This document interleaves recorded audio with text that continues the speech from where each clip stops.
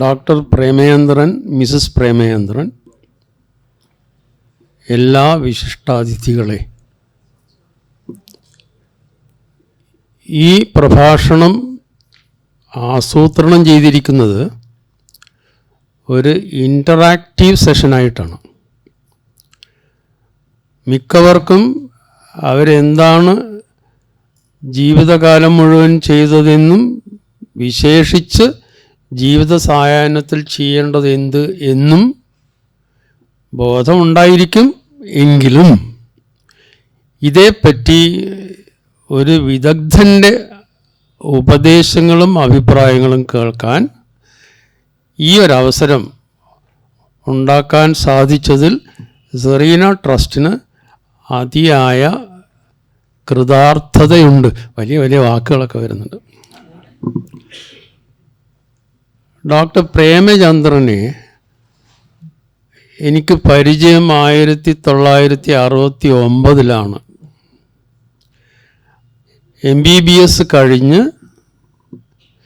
Medical കോളേജിൽ ട്യൂട്ടറായി join ചെയ്ത സമയത്താണ്. അതിനു മുമ്പ് എൻ്റെ ഓർമ്മ ശരിയാണെങ്കിൽ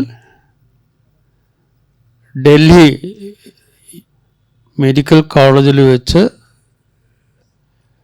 PG ചെയ്തിരുന്നു. അതോ അതിന് ശേഷമാണോ എന്നെനിക്ക് അതിന് ശേഷമാണ്. പക്ഷെ ആ പരിചയപ്പെടൽ ഒന്നൊന്നര പരിചയപ്പെടലായിരുന്നു. ആ ഗ്രൂപ്പിൽ കുറേ ഡോക്ടർമാരുണ്ടായിരുന്നു. ഞാനിപ്പോൾ ഓർക്കുന്നത് ഒരു മിസ്റ്റർ കൃഷ്ണമൂർത്തി ഉണ്ടായിരുന്നു. കേരള സൈക്കിൾ എന്ന പേരിൽ അറിയപ്പെട്ടതാണ്. ഒരുപക്ഷെ സൈക്കിളിനോളമോ അല്ലെങ്കിൽ അതിനേക്കാൾ നന്നായിട്ടോ പാടിക്കൊണ്ടിരുന്ന ഒരാൾ. ടേബിൾ ടെന്നീസ് കോച്ചായിരുന്നു. എല്ലാ കൊല്ലവും YMCAയിൽ 2 മാസം അദ്ദേഹം ഉണ്ടാകും. ഉണ്ടായാൽ എപ്പോഴും നല്ല ചൂടുള്ള സതിരുകൾ ഉണ്ടാകും. എൻ്റെ മുറിയായിരുന്നു അതിൻ്റെ കേന്ദ്രം, റൂം നമ്പർ 14. അതൊരു പ്രത്യേകതയുണ്ട്. 13 ആവേണ്ടതായിരുന്നു. ഗംഗാധരൻ്റേത് 12, 13 അൺലക്കി നമ്പറായതുകൊണ്ട് അതിന് 14 എന്ന് നമ്പർ ഇട്ടു. അവിടെ ആയിരുന്നു ഈ ആഘോഷങ്ങൾ. അതിൽ കൃഷ്ണമൂർത്തി ഹാർമോണിയം കൊണ്ടുവന്ന് പാടും, പ്രേമചന്ദ്രൻ കൂടെ പാടും, അത് കഴിഞ്ഞാൽ ഒറ്റക്ക് പാടും. ഞാൻ പ്ലാസ്റ്റിക് ബക്കറ്റ് കമഴ്ത്തി വെച്ചിട്ട് താളം പിടിക്കും. പിന്നെയും കുറേ പേരുണ്ടായിരുന്നു ആ കമ്പനിയിൽ.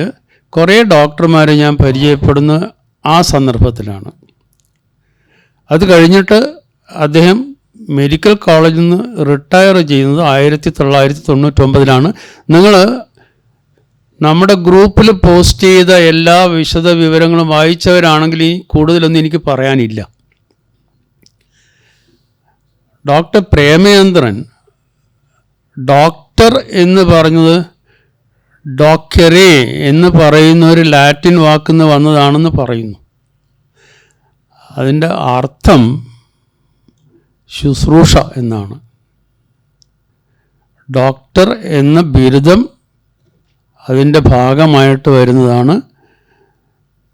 അങ്ങനെ ശുശ്രൂഷ എന്നതിന് മരുന്ന് ആവശ്യമുണ്ടോ ഇല്ലയോ എന്നത് വേറെ വിഷയമാണ്. പക്ഷേ ഒരു ഡോക്ടർ ആവുന്നത് മരുന്ന് കൊടുത്തിട്ടല്ല. രോഗികളോട് അവരുടെ രോഗങ്ങളെപ്പറ്റി ചോദിച്ചറിഞ്ഞ് വേണ്ട വിധത്തിൽ ഹൃദയത്തോട് ചേർത്ത് വെച്ച് ചികിത്സിക്കുമ്പോഴാണ്. അധ്യാപനത്തിൽ ഡോക്ടർ പ്രേമചന്ദ്രന് പ്രത്യേകം അംഗീകാരം കിട്ടിയിട്ടുണ്ട്. അതുകൊണ്ട് ഇന്നത്തെ ഈ സായാഹ്നത്തിൽ നമ്മോടൊപ്പമുള്ളത് പ്രഗത്ഭനായ ഒരു ഡോക്ടറും അതിലേറെ പ്രഗത്ഭനായ ഒരു ഭിഷഗ്വരനുമാണ്. ആ വാക്ക് എന്തോ ആവട്ടെ, നല്ല വാക്കാണ്. നമുക്കെല്ലാം ഉള്ള സംശയങ്ങളെല്ലാം തീർത്തു തരാൻ, പ്രത്യേകിച്ചും വാർദ്ധക്യകാലത്ത് വരാവുന്നത് വീഴ്ചകളാണ്. വീഴ്ചകളിൽ അടി പറ്റാവുന്നത് മിക്കവാറും നമ്മുടെ അസ്ഥികൾക്കാണ്. അതിൻ്റെ ചികിത്സ വേണ്ടി വരുന്നിടത്ത് ഡോക്ടർ പ്രേമചന്ദ്രനെ ഇപ്പം നന്നായി പരിചയപ്പെട്ടിരുന്നോളൂ. നമുക്ക് സമീപിക്കാവുന്നതേ ഉള്ളൂ. എല്ലാ സഹായങ്ങളും ചെയ്തു തരും.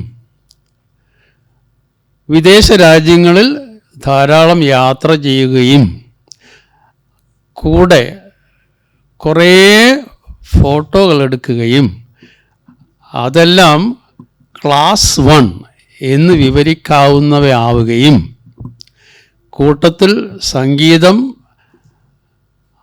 ആസ്വദിക്കുക മാത്രമല്ല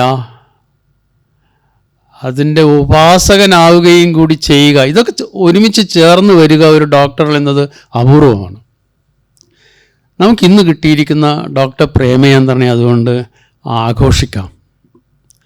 ഒരു നല്ല പ്രഭാഷണം നമുക്ക് പ്രതീക്ഷിക്കാം. എല്ലാവർക്കും എൻ്റെ നമസ്കാരം. സുധാകരൻ മാഷ് പറഞ്ഞതുപോലെ 69 തുടങ്ങിയ ഒരു സൗഹൃദമാണിത്. അപ്പോൾ അദ്ദേഹത്തെ ഒരു സുഹൃത്ത് ആയി മാത്രമല്ല ഞാൻ കണ്ടിട്ടുള്ളത്, ഒരു ഗുരുനാഥൻ്റെ സ്ഥാനം കൂടി ഞാൻ കൊടുത്തിട്ടുണ്ട്. അപ്പോൾ ആ 69 തുടങ്ങിയ ആ സൗഹൃദം ഇന്ന് നിലനിർത്താൻ പറ്റിയത് ഒരു ഭാഗ്യമായിട്ട് കണക്കാക്കുന്നു ഞാൻ. പലപ്പോഴും മാഷുമായിട്ട് ഇരുന്ന് സംസാരിക്കാൻ അവസരം കിട്ടുമ്പോഴെല്ലാം അതൊരു പ്രത്യേക ഊർജം നൽകുന്നൊരു സ്ഥിതിവിശേഷം കൂടി ഉണ്ടായിട്ടുണ്ട്. ഏതായാലും ഈ സെറീനാസ് ട്രസ്റ്റിൻ്റെ ആഭിമുഖ്യത്തിൽ നടക്കുന്ന ഈ പ്രഭാഷണങ്ങൾ പലതും ഞാൻ കേട്ടിട്ടുണ്ട്. പല മഹാരഥന്മാരും വന്ന് സംസാരിച്ചിട്ടുണ്ട് പല വിഷയങ്ങളെ പറ്റിയിട്ടും. അപ്പോൾ അതെല്ലാം ഞാൻ ആ സദസ്സിലിരുന്ന് കേട്ടിട്ടുണ്ട്. പക്ഷേ മാഷ എന്നെ ഇങ്ങനെ ഒരു പ്രഭാഷകനായിട്ട് വിളിക്കുമെന്ന് ഞാൻ പ്രതീക്ഷിച്ചിരുന്നതല്ല. ഏതായാലും എന്നോട് പറഞ്ഞത് ആരോഗ്യം ജീവിത സായാഹ്നത്തിലും എന്നാണ് ടോപ്പിക് എന്നത്. അതിലൊരു ഇംപ്ലിക്കേഷൻ ഉണ്ട്. ജീവിത സായാഹ്നത്തിൽ മാത്രം പറഞ്ഞാൽ പോരാ എന്നൊരു ഇംപ്ലിക്കേഷൻ കൂടി അതിലുള്ളത് കൊണ്ട് ഞാൻ കണക്കാക്കിയിട്ടാണ് പ്രഭാഷണം പ്രിപ്പയർ ചെയ്തിട്ടുള്ളത്. അപ്പോൾ ആദ്യമായിട്ട് നമുക്ക് നോക്കേണ്ടത് എന്താണ് ഈ ആരോഗ്യം എന്ന് പറയുന്നത്. അപ്പോൾ അതിന് വളരെ സമഗ്രമായിട്ടുള്ളൊരു ഡെഫിനിഷൻ, ഒരു നിർവചനം WHO 1948 കൊടുത്തിട്ടുണ്ട്. അതായത് ആ ഡെഫിനിഷൻ അനുസരിച്ച് it is a state, health എന്ന് പറയുന്നത് it is a state of complete physical, mental and social wellbeing എന്നാണ് അതിന് കൊടുത്തിട്ടുള്ളത്. And not merely the absence of disease or infirmity. അപ്പോൾ കേവലം ഒരു രോഗമില്ലാതിരിക്കലോ അല്ലെങ്കിൽ വേറെ പ്രശ്നങ്ങളൊന്നും ഇല്ലാതിരിക്കലോ മാത്രമല്ല, ഭൗതികമായിട്ടും മാനസികമായിട്ടും സാമൂഹികമായിട്ടും ഉള്ള ഒരു ക്ഷേമം, അതാണ് ഹെൽത്തിൻ്റെ ഒരു നിർവചനമായിട്ട്, സമഗ്രമായിട്ടുള്ളൊരു നിർവചനമായിട്ട് WHO ലോകാരോഗ്യ സംഘടന നൽകിയിട്ടുള്ള നിർവചനം. അപ്പോൾ അതുമാത്രമല്ല, അതിൻ്റെ കൂടെ പറഞ്ഞിട്ടുള്ളത് health is a fundamental right എന്നാണ്. അപ്പോൾ നമ്മുടെ ഭരണഘടനയിലൊക്കെ പറഞ്ഞിട്ടുള്ള മാതിരി ഒരു ഫണ്ടമെൻ്റൽ റൈറ്റാണ്. World over it's a fundamental right of a citizen to get proper health care. അത് it is respective of any race or religion, caste, creed, political belief, economics situation, അതൊന്നുമല്ല, എല്ലാവർക്കും അവകാശപ്പെട്ടതാണ് ആരോഗ്യം. അപ്പം അങ്ങനെ വരുമ്പോൾ അതിലൊരു ധ്വനി വരും. ഒരു അവകാശമാണെന്ന് പറയുമ്പോൾ അത് ആരാണ് നമുക്ക് തരുന്നത് ഈ അവകാശം? അപ്പോൾ തീർച്ചയായിട്ടും നമ്മുടെ ഭരിക്കുന്ന ആൾക്കാർക്കോ നമ്മുടെ സർക്കാരിനോ ഗവൺമെൻറ്റിനോ ഒരു ബാധ്യതയുണ്ട് അതിൽ. അത് അവർ നിർവഹിക്കുന്നുണ്ട്. അതായത് പലതരം ഹെൽത്ത് ഫെസിലിറ്റീസ്, ഇപ്പോൾ ആശുപത്രികളും ഡോക്ടർമാരും ആരോഗ്യ പ്രസ്ഥാനങ്ങളും എല്ലാം ഉണ്ട്. പക്ഷേ അതിലും ഉപരിയായിട്ട് നമുക്ക് തന്നെ ഒരു കടമയില്ലേ നമ്മുടെ ആരോഗ്യം സംരക്ഷിക്കാൻ? അതാണ് നമ്മൾ വളരെ ഗഹനമായിട്ട് ആലോചിക്കേണ്ട ഒരു വിഷയം. അപ്പോൾ ചില സ്ഥിതി വിവര കണക്കുകൾ, സ്റ്റാറ്റിസ്റ്റിക്സ് വെച്ചിട്ട് നമുക്ക് തുടങ്ങാം. നമ്മുടെ ഇന്ത്യ രാജ്യത്ത് 1951 ആവറേജ് ലൈഫ് എക്സ്പെക്റ്റൻസി, അതായത് ആയുർദൈർഘ്യം എന്ന് പറയുന്നത് 36-37 ആയിരുന്നു. അതിപ്പോൾ ഈ കഴിഞ്ഞ 2-3 കൊല്ലം മുമ്പത്തെ കണക്ക് അനുസരിച്ച്, ഇപ്പോഴത്തെ സ്റ്റാറ്റിസ്റ്റിക്സ് അനുസരിച്ച് ആ ലൈഫ് എക്സ്പെക്റ്റൻസി ഇപ്പോൾ 70 മുതൽ 72 വയസ്സ് വരെയാണ് നാഷണൽ ആവറേജ്. ഇത് തന്നെ സ്ത്രീകൾക്ക് 1-2 വർഷം കൂടുതലാണ്. അതിനുള്ള കാരണങ്ങളും നമുക്കറിയാം. പക്ഷേ ഇത് തന്നെ പല സ്റ്റേറ്റുകളും തമ്മിൽ വ്യത്യാസമുണ്ട്. അപ്പോൾ അതിൽ എന്താണ് അതിന് ഭാഗമായിട്ടുള്ളത്? ഒന്ന്, ആ സ്ഥലത്തെ അല്ലെങ്കിൽ ആ സംസ്ഥാനത്തിൻ്റെ ആരോഗ്യ സംരക്ഷണത്തിനുള്ള സിറ്റുവേഷൻസ് എന്താണ്, അവിടുത്തെ സർക്കാർ നിലവാരത്തിലോ പ്രൈവറ്റിലോ ഉള്ള ഹെൽത്ത് ഫെസിലിറ്റീസ്, അതൊരു ഇമ്പോർട്ടൻ്റ് ഘടകമാണ്. അപ്പോൾ ചില സ്റ്റേറ്റുകളിൽ നമ്മൾ ഇതിപ്പോൾ കേരളത്തിലെ ലൈഫ് എക്സ്പെക്റ്റൻസി വേറെ മധ്യപ്രദേശിലോ ഉത്തർപ്രദേശിലോ ഉണ്ടാവണം എന്നില്ല, ഇല്ലതാനും കുറവാണ്. അപ്പോൾ അത് ഒരു പ്രശ്നം തന്നെയാണ്. പിന്നെ നമ്മുടെ നോക്കേണ്ട ഒരു കാര്യം, ഈ ആയുർദൈർഘ്യം ലൈഫ് എക്സ്പെക്റ്റൻസി എന്ന് പറയുന്നത് അത് കൂടാതെ ഹെൽത്തി ലൈഫ് എക്സ്പെക്റ്റൻസി എന്നൊരു ഘടകം കൂടി ഉണ്ടായില്ല. അതായത് ആരോഗ്യത്തോടു കൂടി എത്ര കാലം ജീവിക്കുന്നു എന്നുള്ളത്. അപ്പോൾ ഈ 70 മുതൽ 72 വയസ്സ് വരെ ലൈഫ് എക്സ്പെക്റ്റൻസി ഉണ്ടെന്ന് പറയുമ്പോൾ മിക്കവാറും അതിൽ ലാസ്റ്റ് 10 ഇയേഴ്സ് അല്ലെങ്കിൽ 8 ഇയേഴ്സ് അത്ര ഹെൽത്തി ആയിരിക്കില്ല, അൺഹെൽത്തി ആയിരിക്കും. അതായത് പല അസുഖങ്ങൾ കൊണ്ടും അല്ലാത്ത ഇൻഫേർമിറ്റി കൊണ്ടും ട്രോമ കൊണ്ടും പല വിധത്തിലും നമ്മുടെ ക്വാളിറ്റി ഓഫ് ലൈഫ് മോശമാവും. അപ്പോൾ അതിനെ ഇതിൻ്റെ ഹെൽത്തി ലൈഫ് എക്സ്പെക്റ്റൻസിയിൽ പെടുത്താൻ പറ്റില്ല, കുറച്ച് കുറവായിരിക്കും. പക്ഷേ എന്നിരുന്നാലും ഇത് എന്താണ് ഇതിൻ്റെ ഘടകങ്ങൾ എന്തൊക്കെയാണ് എന്ന് നോക്കുകയാണെങ്കിൽ നമ്മുടെ ഹെൽത്ത് ഇൻഫ്രാസ്ട്രക്ചർ തന്നെയാണ് ഏറ്റവും ഇമ്പോർട്ടൻ്റ് ആയിട്ടുള്ളൊരു സംഗതി. അപ്പോൾ അത് പല സ്ഥലത്തും പല വിധത്തിലാണ്. ഇപ്പോൾ നമുക്കറിയാം, വലിയ ഡിസ്കഷൻ ഉണ്ടായിട്ടുള്ളതാണ് കേരളത്തിലെ ഇൻഫൻറ്റ് മോർട്ടാലിറ്റി 5/1000 ലൈവ് ബർത്ത് ആണ്. ഇത് വേൾഡ് ഓവർ ഒരു റെക്കോർഡാണത്. അതേ സമയത്ത് ഈ റെക്കോർഡ് എല്ലാ സ്ഥലത്തും ഇല്ല. ഈ 5 എന്നുള്ളത് യു പിയിലോ അല്ലെങ്കിൽ എം പിയിലോ അത് 37ആണ്, 5 അല്ല. അതേപോലെ മെറ്റേണൽ മോർട്ടാലിറ്റി സാധാരണ അത് പറയുക 100,000 ലൈവ് ബർത്തിലാണ് അത് എക്സ്പ്രസ് ചെയ്യുക. അത് നമ്മളെ കേരളത്തിലേത് 18ആണ്. നേരെ മറിച്ച് എം പി മധ്യപ്രദേശിലത് 159ആണ്, 159ആണ്. യു പിയിൽ 141 ആണ്. അപ്പോൾ ഈ ഹെൽത്ത് ഇൻഫ്രാസ്ട്രക്ചർ അനുസരിച്ച് നമ്മളുടെ ലൈഫ് എക്സ്പെക്റ്റൻസിയിൽ വ്യത്യാസം വരാം. നമ്മളെ ആരോഗ്യത്തെ അഫക്റ്റ് ചെയ്യുന്ന ഒരു സംഗതി നമ്മുടെ ജീൻസിലാണ്. Genetic factors പലതുമുണ്ട്. ഇപ്പോൾ നമ്മളുടെ മാതാപിതാക്കൾ നമുക്ക് കിട്ടുന്ന ജീൻസിൻ്റെ അനുസരിച്ച്, ഇപ്പോൾ നമുക്ക് എല്ലാവർക്കും അറിയാം 2 പേരൻസും ഡയബറ്റിക് ആണെങ്കിൽ നിങ്ങൾക്ക് ഡയബറ്റിക് ആവാനുള്ള സാധ്യത 70% കൂടുതലാണ്. അപ്പോൾ അങ്ങനെയുള്ള പല രോഗങ്ങളും നമുക്ക് ജീൻസ് വഴി നമുക്ക് കിട്ടും. അത് നമ്മുടെ കൺട്രോളിലുള്ള സംഗതി അല്ല താനും.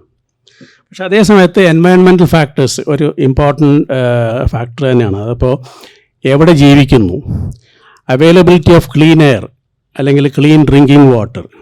ഇപ്പോൾ ഇൻഡസ്ട്രിയൽ പൊല്യൂഷനുള്ള ധാരാളം സ്ഥലങ്ങളുണ്ട്. അപ്പോൾ അവിടെ ജീവിക്കുന്നവർക്ക് പല വിധത്തിലുള്ള ശ്വാസകോശ സംബന്ധമായിട്ടുള്ള രോഗങ്ങൾ വരാം. അവരുടെ ആരോഗ്യം ബാക്കിയുള്ള സ്ഥലത്തെ ആൾക്കാരുടെ അത്രമാത്രം നല്ലതായിരിക്കില്ല, അവരുടെ ലൈഫ് എക്സ്പെക്റ്റൻസി കുറവായിരിക്കും. അപ്പോൾ അങ്ങനെയുള്ള എൻവയൺമെൻറ്റൽ ഫാക്ടേഴ്സും അതിൽ ബാധകമാണ്. പക്ഷേ ഇതിലൊക്കെ ഉപരിയായിട്ട് നമുക്ക് കാണാവുന്നത് ഇതിൽ നമ്മുടെ ഡയറ്ററി ആൻഡ് അതർ ഹെൽത്ത് ഹാബിറ്റ്സാണ്. കഴിക്കുന്ന ഭക്ഷണം, അതിൻ്റെ ക്വാണ്ടിറ്റി മാത്രമല്ല അതിൻ്റെ ക്വാളിറ്റി, എന്തുതരം ഭക്ഷണമാണ് കഴിക്കുന്നത്. ഇപ്പോൾ പൊതുവേ എല്ലാവരും പറയുന്ന മെഡിറ്ററേനിയൻ ഡയറ്റിനെ പറ്റി പറയാറുണ്ട്. വളരെ ഹെൽത്തി ആയിട്ടുള്ളൊരു ഡയറ്റ് കാണിക്കുക, മെഡിറ്ററേനിയൻ ഡയറ്റ് എന്നാണ് പറയുക. അപ്പോൾ അങ്ങനെയുള്ള നമ്മുടെ ഡയറ്ററി ഹാബിറ്റ്സും നമ്മുടെ ഹെൽത്തിനെ അല്ലെങ്കിൽ ആരോഗ്യത്തിനെ ബാധിക്കും. പിന്നെ പൊതുവേ നമ്മുടെ ജനറൽ ഹാബിറ്റ്സ്, ഇപ്പോൾ ഫോർ എക്സാമ്പിൾ സ്മോക്കിംഗ് അല്ലെങ്കിൽ എക്സസീവ് ഡ്രിങ്കിങ്, ആൽക്കഹോളിസം, ഇതെല്ലാം ആരോഗ്യത്തെ ബാധിക്കുന്ന സംഗതികളാണ്. ഞാൻ പറയാതെ തന്നെ എല്ലാവർക്കും അറിയാവുന്ന കാര്യമാണ്. അപ്പോൾ നമുക്ക് വന്നിട്ടുള്ള മാറ്റങ്ങൾ അത് വളരെ ഇമ്പോർട്ടൻ്റ് ആണ്. അപ്പോൾ ഈ കഴിഞ്ഞ ഒരു 50 കൊല്ലത്തിനകത്ത് നമുക്ക് വന്നിട്ടുള്ള മാറ്റം നമുക്ക് വെച്ചാൽ നമ്മുടെ സൊസൈറ്റിയിൽ വന്നിട്ടുള്ള മാറ്റങ്ങൾ എന്തെല്ലാമാണ് എന്നുള്ളത്. ഇപ്പോൾ പണ്ടൊക്കെ കുട്ടികളായിരിക്കുമ്പോൾ നമ്മൾ സ്കൂളിൽ പോകുന്ന സമയത്ത് ഇവിടെ ഒരു 1950 1960 സ്കൂളിൽ പോയിരുന്ന ആൾക്കാരുണ്ടെങ്കിൽ അവർക്കറിയാം, എല്ലാവരും നടന്നിട്ടാണ് സ്കൂളിൽ പോവുക. നടന്നേ പോകാൻ വഴിയുള്ളൂ, വീട്ടിൽ കാറൊന്നുമില്ല, അന്ന് സ്കൂൾ ബസ്സൊന്നൊരു സംവിധാനമൊന്നുമില്ല, എല്ലാവരും നടന്നു പോവും. എനിക്കറിയാം, ഞാൻ നടന്നിരുന്നത് 1 കിലോമീറ്റർ അകലെയുള്ള സ്കൂളിൽ പോയിട്ടാണ് പഠിച്ചിരുന്നത്. തിരിച്ചും അതേമാതിരി നടക്കും. പക്ഷെ അതേ സ്കൂളിലേക്ക് 5 കിലോമീറ്ററും 6 കിലോമീറ്ററും നടന്നു വന്നിട്ടുള്ള വിദ്യാർത്ഥികളെ ഞങ്ങളുടെ കൂടെ പഠിച്ചിട്ടുണ്ട്. ഇന്നിപ്പോൾ എത്ര കുട്ടികളങ്ങനെ നടന്നു പോകുന്നുണ്ട് സ്കൂളിൽ? അവർക്ക് സഞ്ചരിക്കാൻ സ്കൂൾ ബസ്സുണ്ട്, സ്കൂളിൽ കൊണ്ടാക്കാം, അല്ലെങ്കിൽ വീട്ടിൽ നിന്ന് അമ്മയോ അച്ഛനോ ഡ്രൈവറോ ആരെങ്കിലും കാറിൽ കൊണ്ടാക്കും. അപ്പോൾ അങ്ങനെ ഒരു സ്ഥിതിവിശേഷം വന്നു. ഒരു ലൈഫ് സ്റ്റൈൽ ചേഞ്ചാണ് വന്നിട്ടുള്ളത്, അത് ചെറുപ്രായത്തിന്. പിന്നെ അന്ന് എല്ലാവർക്കും അറിയാവുന്ന കാര്യമാണ് ലാസ്റ്റ് പീരീഡ് എന്ന് പറഞ്ഞാൽ ഡ്രിൽ എന്നാണ് പറയുക, അല്ലെങ്കിൽ കായിക അഭ്യാസം. അപ്പോൾ അതിനൊരു ഡ്രിൽ മാഷ് ഉണ്ടാവും. ആ മാഷ് നമ്മളെ മൈതാനത്ത് കൊണ്ട് നിർത്തി കുറേ എക്സസൈസുകൾ ചെയ്യിക്കുക, അല്ലെങ്കിൽ കളിപ്പിക്കും. ഫുട്ബോളോ ബാഡ്മിൻ്റനോ അങ്ങനെ എന്തെങ്കിലുമൊക്കെ കളിപ്പിക്കും. ഇന്നിപ്പോൾ അതിന് പകരം ഡിജിറ്റൽ പ്ലേ ഗ്രൗണ്ടാണ് കുട്ടികൾക്ക്. ടാബ്ലറ്റ്സ് അല്ലെങ്കിൽ സ്മാർട്ട് ഫോൺ അതൊക്കെ വെച്ചിട്ട് അവർ കളിക്കും. അപ്പോൾ ആ ഒരു കായിക അഭ്യാസം എന്നുള്ളത് പൊതുവേ ബാക്ക്ഗ്രൗണ്ടിലേക്ക് തള്ളപ്പെട്ടിരിക്കുന്നു എന്നുള്ളൊരു വസ്തുതയാണ്. പിന്നെ അത് കാരണം സൂര്യവെളിച്ചത്തിനുള്ള എക്സ്പോഷറും ഇല്ല, വിറ്റാമിൻ ഡി ഡെഫിഷ്യൻസി വളരെ കൂടുതലാണ് കുട്ടികളിൽ, പലർക്കും അതറിയില്ല. പിന്നെ ഒരു പ്രോബ്ലം എന്ന് വെച്ചാൽ കുട്ടികൾക്കുള്ള പ്രഷറാണ് അവരുടെ മേലെ, അക്കാഡമിക് പ്രഷർ. അത് കൊടുക്കുന്നത് ടീച്ചർമാരെക്കാളും പേരൻസാണ് കൊടുക്കുന്നത്. എക്സൽ ചെയ്യണം, എല്ലാവരും ഫസ്റ്റ് റാങ്ക് ആവണം, സെക്കൻഡ് റാങ്ക് ആയാൽ മോശമാണ്. അപ്പോൾ ഈ കുട്ടികൾക്കൊരു മാനസികമായൊരു പിരിമുറുക്കവും വരും. അപ്പോൾ അവരുടെ മെൻ്റൽ ഹെൽത്ത് എത്രമാത്രം അത് അഫക്റ്റ് ചെയ്യും എന്നുള്ളത് നമുക്ക് പറയാൻ പറ്റില്ല. അതും ആലോചിക്കേണ്ട ഒരു കാര്യമാണ്. പിന്നെ ഈ കുട്ടികളുടെ ഭക്ഷണത്തിലുള്ള അമിത ആവേശം, അത് മാതാപിതാക്കൾക്ക് ഈ ഫോഴ്സ് ഫീഡിങ് എന്ന് പറയും. കുട്ടികൾ എത്ര ഭക്ഷണം കഴിച്ചാലും അവർക്ക് മതി, അല്ലയോ പോരാ, കഴിച്ചിട്ടില്ല, പോരാ, കഴിച്ചത് പോരാ. അപ്പോൾ അങ്ങനെ വരുമ്പോൾ ഓവർ ഫീഡ് ചെയ്യുക, ചൈൽഡ്ഹുഡ് ഒബീസിറ്റി. അതിപ്പോൾ ഒരു നമ്മുടെ ഡെവലപ്ഡ് സൊസൈറ്റികളിൽ അല്ലെങ്കിൽ എഫ്ലുവൻസ് സൊസൈറ്റിയിൽ ഒരു വലിയ പ്രോബ്ലമാണ് ചൈൽഡ്ഹുഡ് ഒബേസിറ്റി. ഇത് കഴിഞ്ഞ് യൂത്തിലേക്ക് വരുമ്പോൾ ഇതിൻ്റെ ഒരു മാഗ്നിഫൈഡ് വേർഷനാണ് നമ്മൾ കാണുന്നത്. അതായത് ഇവിടെയും ഡയറ്റും സെഡൻറ്ററി ലൈഫ് സ്റ്റൈലുമായിട്ട് മാറുകയാണ്. അപ്പോൾ മിക്കവർക്കും വ്യായാമത്തിന് സമയമില്ല. എക്സസൈസ് ചെയ്യാറെന്ന് വെച്ചാൽ അയ്യോ എനിക്ക് സമയമില്ല, ഓഫീസിൽ നിന്ന് വരുമ്പോൾ തന്നെ ക്ഷീണിച്ചിട്ടാണ് വരുന്നത്, പിന്നെ വല്ലതും ടി വിയൊക്കെ കണ്ടിരിക്കും, അങ്ങനെ ഇതിനൊന്നും സമയം കിട്ടാറില്ല എന്നുള്ളൊരു. അപ്പം മിക്കവരും ഒരു സെഡൻറ്ററി ലൈഫ് സ്റ്റൈലാണ് കാണുന്നത്. പിന്നെ പൊതുവേ നമ്മുടെ ഡയറ്റ് എടുത്താൽ അത് പാരമ്പര്യമായിട്ടുള്ളതായിരിക്കാം, വളരെ കാർബോഹൈഡ്രേറ്റ് കൂടുതലായിട്ടുള്ള ഡയറ്റാണ് നമ്മൾ കഴിക്കുന്നത് പലരും. ചോറ് അങ്ങനെയുള്ള ഭക്ഷണമാണ് പ്രധാനമായിട്ടും കഴിക്കുന്നത്.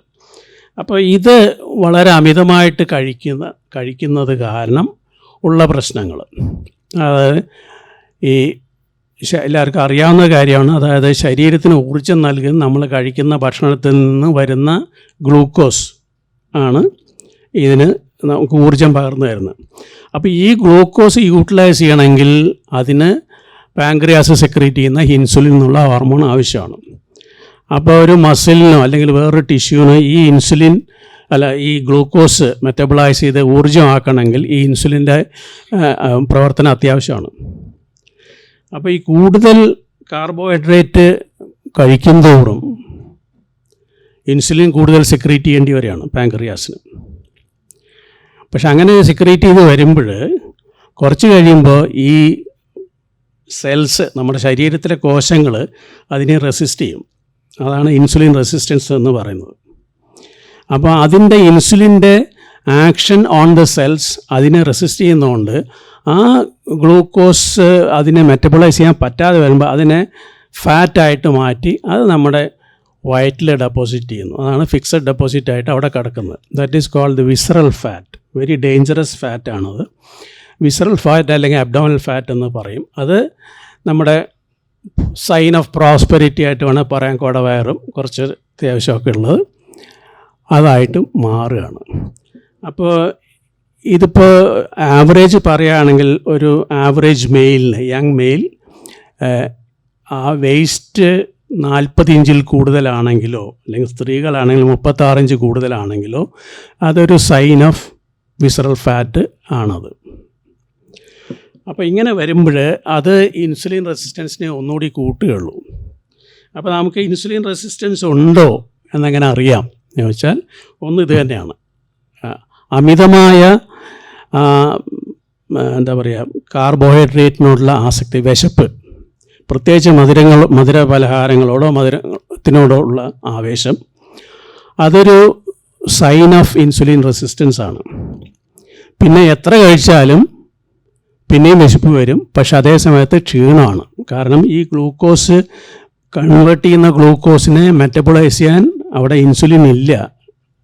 അല്ല, ഇൻസുലിൻ്റെ ആക്ഷൻ, സെൽസിൻ്റെ സെൻസിറ്റിവിറ്റി കൂടി കുറഞ്ഞു. അപ്പോൾ പിന്നെ അവിടെ ഇൻസുലിൻ ആക്ഷൻ വരുന്നില്ല. അപ്പോൾ ഇങ്ങനെ വരുമ്പോൾ ഈ കൂടുതൽ കഴിക്കുന്ന മുഴുവൻ പിന്നെയും ഇങ്ങനെ ഒരു വിഷ്യസ് സർക്കിളായി മാറി അതൊരു ഫാറ്റ് ഡെപ്പോസിഷനായിട്ട് മാറുകയാണ്. അപ്പോൾ ഇതാണ് ചെറുപ്പക്കാരിൽ ഇപ്പോൾ സംഭവിച്ചുകൊണ്ടിരിക്കുന്നത്. അപ്പോൾ ഞാൻ ഒരു റിസോർട്ടിൽ പോയിട്ട് ഞാനൊരു സ്വിമ്മിംഗ് പൂളിലൊന്ന് ഇറങ്ങി. അപ്പോൾ അവിടെ മുഴുവൻ അന്ന് ഈ ബാംഗ്ലൂർ സൈഡിൽ നിന്ന് വന്ന IT പ്രൊഫഷണൽസ് ആയിരുന്നു ആ റിസോർട്ട് മുഴുവൻ. എല്ലാവരും സ്വിമ്മിംഗ് പൂളിൽ ഇറങ്ങി. എന്നെക്കാളും എൻ്റെ മോൻ്റെയൊക്കെ പ്രായമുള്ള ആൾക്കാരാണ്. എന്നെക്കാളും വയറുണ്ടായിരുന്നവർക്ക് എല്ലാവർക്കും ചെറുപ്പക്കാരാണ്. അപ്പോൾ അവർ ഇങ്ങനെ വീക്കെൻഡിന് കിട്ടുന്ന സമയത്തെ അവർക്ക് സ്വിമ്മിംഗ് പൂളിലോ അല്ലെങ്കിൽ വേറെ ഒന്നും ഇറങ്ങാൻ പറ്റുള്ളൂ. അവർക്ക് വേറെ സമയമില്ല. അപ്പോൾ ഇതൊരു വലിയൊരു പ്രശ്നമാണ് നമുക്ക്. അപ്പോൾ ഇങ്ങനെ വരുമ്പോൾ ഈ ഇൻസുലിൻ റെസിസ്റ്റൻസ് വരുമ്പോൾ then you enter what is called a pre diabetic സ്റ്റേജിലേക്ക് കയറുകയാണ് നമ്മൾ. ആ പ്രീ ഡയബറ്റിക് സ്റ്റേറ്റ് കഴിഞ്ഞിട്ട് അത് അങ്ങനെ അൺറെക്കഗ്നൈസ്ഡ് ആയിട്ടോ അല്ല അൺഅറ്റൻഡഡ് ആയിട്ടോ ട്രീറ്റ് ചെയ്യാതെ പോകുമ്പോഴാണ് പിന്നെ ടൈപ്പ് 2 ഡയബറ്റീസിലേക്ക് കയറുന്നത്. അതിൻ്റെ ഒരു സ്റ്റാറ്റിസ്റ്റിക്സ് എടുക്കുകയാണെങ്കിൽ നമുക്ക് അഭിമാനിക്കാവുന്ന ഒരു കാര്യം, Kerala is considered the diabetes capital of India. 20 മുതൽ 25% വരെ ഉള്ള പോപ്പുലേഷൻ, നമുക്ക് പോപ്പുലേഷൻ്റെ 20 മുതൽ 25% വരെ ആൾക്കാർ ഡയബറ്റിക് ആണ്. പ്രധാന കാരണം ഇത് തന്നെയാണ്: carbohydrate diet, lack of exercise, sedentary life style. ഇതെല്ലാം കൂടി, അതിൻ്റെ കൂടെ സ്മോക്കിംഗ് ഉണ്ടാവും, കുറച്ച് ആൽക്കഹോളിസം ഉണ്ടാവും. ഇതെല്ലാം കൂടി വരുമ്പോൾ 20 മുതൽ 25% വരെ ആൾക്കാർ ഡയബറ്റിക് ആണ്. ഇത് നമ്മുടെ നാഷണൽ ആവറേജ് 7 to 10% വളരെ അധികമാണെന്നുള്ളത് അറിയാമല്ലോ. ഇതിൻ്റെ കൂടെ നമ്മളൊരു പ്രീ ഡയബറ്റിക് ആയിട്ടുള്ള ആൾക്കാരെയും കൂടി ചേർക്കുമ്പോൾ ഇത് ഏകദേശം ഒരു 42% വരും. അപ്പോൾ ഒരു വല്ലാത്തൊരു അലാമിങ് സിറ്റുവേഷനാണ് ഇത്. ICMRൻ്റെ സ്റ്റഡിയാണിത്. അപ്പോൾ ഇതിൽ വേറെ കുറച്ചുകൂടി അലാമിങ് ആയിട്ടുള്ളതെന്ന് വെച്ചാൽ, മുമ്പ് 50-60 വയസ്സിൽ വന്നിരുന്ന ഡയബറ്റിസ് ഇപ്പോൾ അതിലും ചെറുപ്പത്തിൽ 35, 40, 45 വയസ്സിനിടയിലുള്ള ആൾക്കാരാണ് വരുന്നത്. അതൊരു 17% അങ്ങനെ ആയിട്ടുണ്ട് ഇപ്പോൾ. സോ ഇത് നേരത്തെ തന്നെ ഡയബറ്റിസ് വരുമ്പോൾ അതിൻ്റെ കോംപ്ലിക്കേഷൻസ് കൂടുതൽ വരികയല്ലേ ഉള്ളൂ. ഇപ്പോൾ ഡയബറ്റിസ് പലർക്കും അറിയാത്തതോ അറിയില്ലെന്ന് നടിക്കുന്നതോ എനിക്ക് അറിഞ്ഞുകൂടാ. ഇത് ശരീരത്തിലെ എല്ലാ കോശങ്ങളെയും എല്ലാ ടിഷ്യൂസിനെയും അഫക്റ്റ് ചെയ്യുന്ന ഒരു ഡിസീസാണ്. നഖം തൊട്ട് ഹൃദയം വരെ എല്ലാത്തിനെയും അഫക്റ്റ് ചെയ്യുന്നതാണ്. അപ്പോൾ അത് പലരോടും ഞാൻ ചോദിച്ചിട്ടുണ്ട്, ഡയബറ്റിക് പേഷ്യൻസിനെ കാണുമ്പോൾ ചോദിച്ചാൽ എന്താണെന്ന് മനസ്സിലായിട്ടുണ്ടോ? അത് ഷുഗർ കൂടുന്നതാണ് സാർ, അത്രേ അറിയുള്ളൂ. ബ്ലഡിൽ ഷുഗർ കൂടുന്നതാണെന്ന് അറിയാം. കുറച്ച് ഡോക്ടേഴ്സിൻ്റെ കയ്യിലും കുഴപ്പമുണ്ട്. അവർ പോയാൽ അവർ മരുന്ന് എഴുതി കൊടുക്കും. അപ്പോൾ ഡയബറ്റീസിനെ പറ്റി പറഞ്ഞു കൊടുക്കാനോ, എന്താണ് പ്രശ്നം എന്ന് പറഞ്ഞു കൊടുക്കാനോ, അവർക്ക് പ്രോപ്പറായിട്ടുള്ള ഡയറ്ററി അഡ്വൈസ് കൊടുക്കാനോ അല്ലെങ്കിൽ എക്സസൈസിൻ്റെ അഡ്വൈസ് കൊടുക്കാനോ പലർക്കും സമയമില്ല. എന്നാൽ അതേസമയം ഇന്നിപ്പോൾ ഡയബറ്റീസിനെ പറ്റി അറിയണമെങ്കിൽ ഒരു ഡോക്ടറെ കാണേണ്ട ആവശ്യമൊന്നുമില്ല. ഗൂഗിളിൽ നിങ്ങൾക്ക് പറഞ്ഞു തരും എന്താണ് ഡയബറ്റീസിനെ എങ്ങനെ ട്രീറ്റ് ചെയ്യാം, എന്തൊക്കെയാണ് ചെയ്യേണ്ടത്. എന്ത് ഡയറ്റ് നിങ്ങൾ കഴിക്കണം, അല്ലെങ്കിൽ എന്ത് എക്സസൈസ് ചെയ്യണം, എല്ലാം നമുക്ക് അവൈലബിൾ ആണ് നെറ്റിൽ വേണമെങ്കിൽ. അപ്പോൾ അതൊരു എക്സ്ക്യൂസ് അല്ല ഇപ്പോഴും. പക്ഷേ ഇങ്ങനെയുള്ള ഒരു സിറ്റുവേഷനിലേക്ക് നമ്മൾ എത്തിച്ചേർന്നിരിക്കുന്നു എന്നുള്ളതാണ് ഇതിലെ ഒരു നമ്മളെ 18.1% പ്രീ ഡയബറ്റിക് സ്റ്റേറ്റിലുള്ള ആൾക്കാർ നമ്മുടെ സ്റ്റേറ്റിൽ. അപ്പോൾ ഇത് വളരെ ഒരു, പിന്നെ വേറൊന്ന് നമ്മുടെ മരണം, ഡയബറ്റീസോ അതിൻ്റെ കോംപ്ലിക്കേഷനോ ആയിട്ടുള്ള മരണങ്ങൾ കേരളത്തിൽ കൂടി വരികയാണ് ഇപ്പോൾ. അത് കഴിഞ്ഞ 2023 മറ്റാണ് തോന്നുന്നത്, ഏകദേശം 6000 ചില്ലാനം ഡെത്ത്സാണ് ഡയബറ്റീസ് റിലേറ്റഡ് കോംപ്ലിക്കേഷൻസായിട്ട് വന്നിട്ടുള്ളത്. അപ്പോൾ ഇതൊരു വളരെ ഗൗരവമായൊരു വിഷയമാണ്. അപ്പോൾ അത് ഞാൻ പറയണ ഇതിൽ ഒരു പ്രിവെൻറ്റീവായിട്ട് ഒരു ഇൻറ്റൻസീവ് ഹെൽത്ത് എഡ്യൂക്കേഷൻ തന്നെ സർക്കാർ തലത്തിലോ അല്ലെങ്കിൽ സാമൂഹികമായിട്ടുള്ള മറ്റ് പല സൊസൈറ്റികളോ ഏറ്റെടുക്കേണ്ട അത്യാവശ്യമാണ്. അപ്പോൾ നമുക്കറിയാം ഹെൽത്ത് എഡ്യൂക്കേഷൻ കാരണം പുകവലിയിൽ എത്ര വ്യത്യാസം വന്നുള്ളത് നമുക്കറിയാം. പണ്ട് ട്രെയിനിലായാലും പ്ലെയിനിലായാലും സിനിമാ തിയേറ്ററിനകത്തായാലും ഇരുന്ന് സ്മോക്ക് ചെയ്യുന്ന ആൾക്കാർ, ഇന്നിപ്പോൾ smoking is considered an obscene habit. അതൊരു ഹെൽത്ത് ഇഷ്യൂ മാത്രമായിട്ടല്ല പലരും കാണുന്നത്. ഒരാൾ സിഗരറ്റ് പബ്ലിക് പ്ലേസിൽ നിന്ന് വലിക്കുന്നത് ഒരു മോശമായിട്ടാണ് കണക്കാക്കിയിട്ടുള്ളത്. അപ്പോൾ അത് മുഴുവൻ ആ ഹെൽത്ത് എഡ്യൂക്കേഷൻ കാരണമാണ്. അപ്പോൾ നമ്മൾ സിനിമ കാണാൻ പോയാൽ ആദ്യം കാണിക്കുക സ്മോക്കിങ്ങിനെ പറ്റിയുള്ള ഒരു റീലാണ് കാണിക്കുക. അപ്പോൾ അങ്ങനെ എന്തെങ്കിലും ഒരു ഹെൽത്ത് എഡ്യൂക്കേഷൻ സിസ്റ്റം ഇല്ലെങ്കിൽ ഈ എപ്പിഡമിക്, ഇനി ഞാൻ എപ്പിഡമിക് പ്രപ്പോർഷൻസിലാണ് ഇത് പോകുന്നത്, അപ്പോൾ ഇതിനൊരു എപ്പിഡമിക്കിന് ഒരു മാറ്റം വരാൻ സാധ്യതയില്ല. പിന്നെ ഇനി നമുക്ക് വിഷയത്തിലേക്ക് കിടക്കാം. അതായത് ഈ സായാഹ്നത്തിലും എന്തെല്ലാം എന്താണ് പ്രശ്നങ്ങൾ വരാനുള്ളത് നമുക്ക് എന്നുള്ളത് നോക്കാം. അപ്പോൾ നമ്മുടെ നോർമലി നമ്മൾ പ്രായം കൂടുന്തോറും ശരീരത്തിന് അതിൻ്റേതായ മാറ്റങ്ങൾ വന്നിരിക്കും. അത് പ്രകൃതി നിയമമാണ്. ഡിസംബർ മാസത്തിൽ മാവിൽ നല്ല തളിരിലകൾ പൂക്കും, നല്ല ബ്രൗൺ കളറിൽ, മെറൂൺ കളറിൽ. അത് പച്ചയാവും, പിന്നെ അത് കുറച്ച് കഴിയുമ്പോൾ മഞ്ഞ നിറമാവും, പിന്നെ ചാര നിറത്തിൽ ഉണങ്ങി വീഴും. ഇതുമാതിരിയാണ് മനുഷ്യൻ്റെ സ്ഥിതി. അപ്പോൾ ഇത് നമുക്ക് തടഞ്ഞു മാറ്റാൻ പറ്റില്ല. പക്ഷേ ഉള്ള ജീവിതകാലം എങ്ങനെ ആരോഗ്യത്തോടുകൂടി ജീവിക്കാം, വലിയ പ്രശ്നങ്ങളില്ലാതെ ജീവിക്കാം എന്നുള്ളതാണ് നമ്മൾ മനസ്സിലാക്കേണ്ടത്.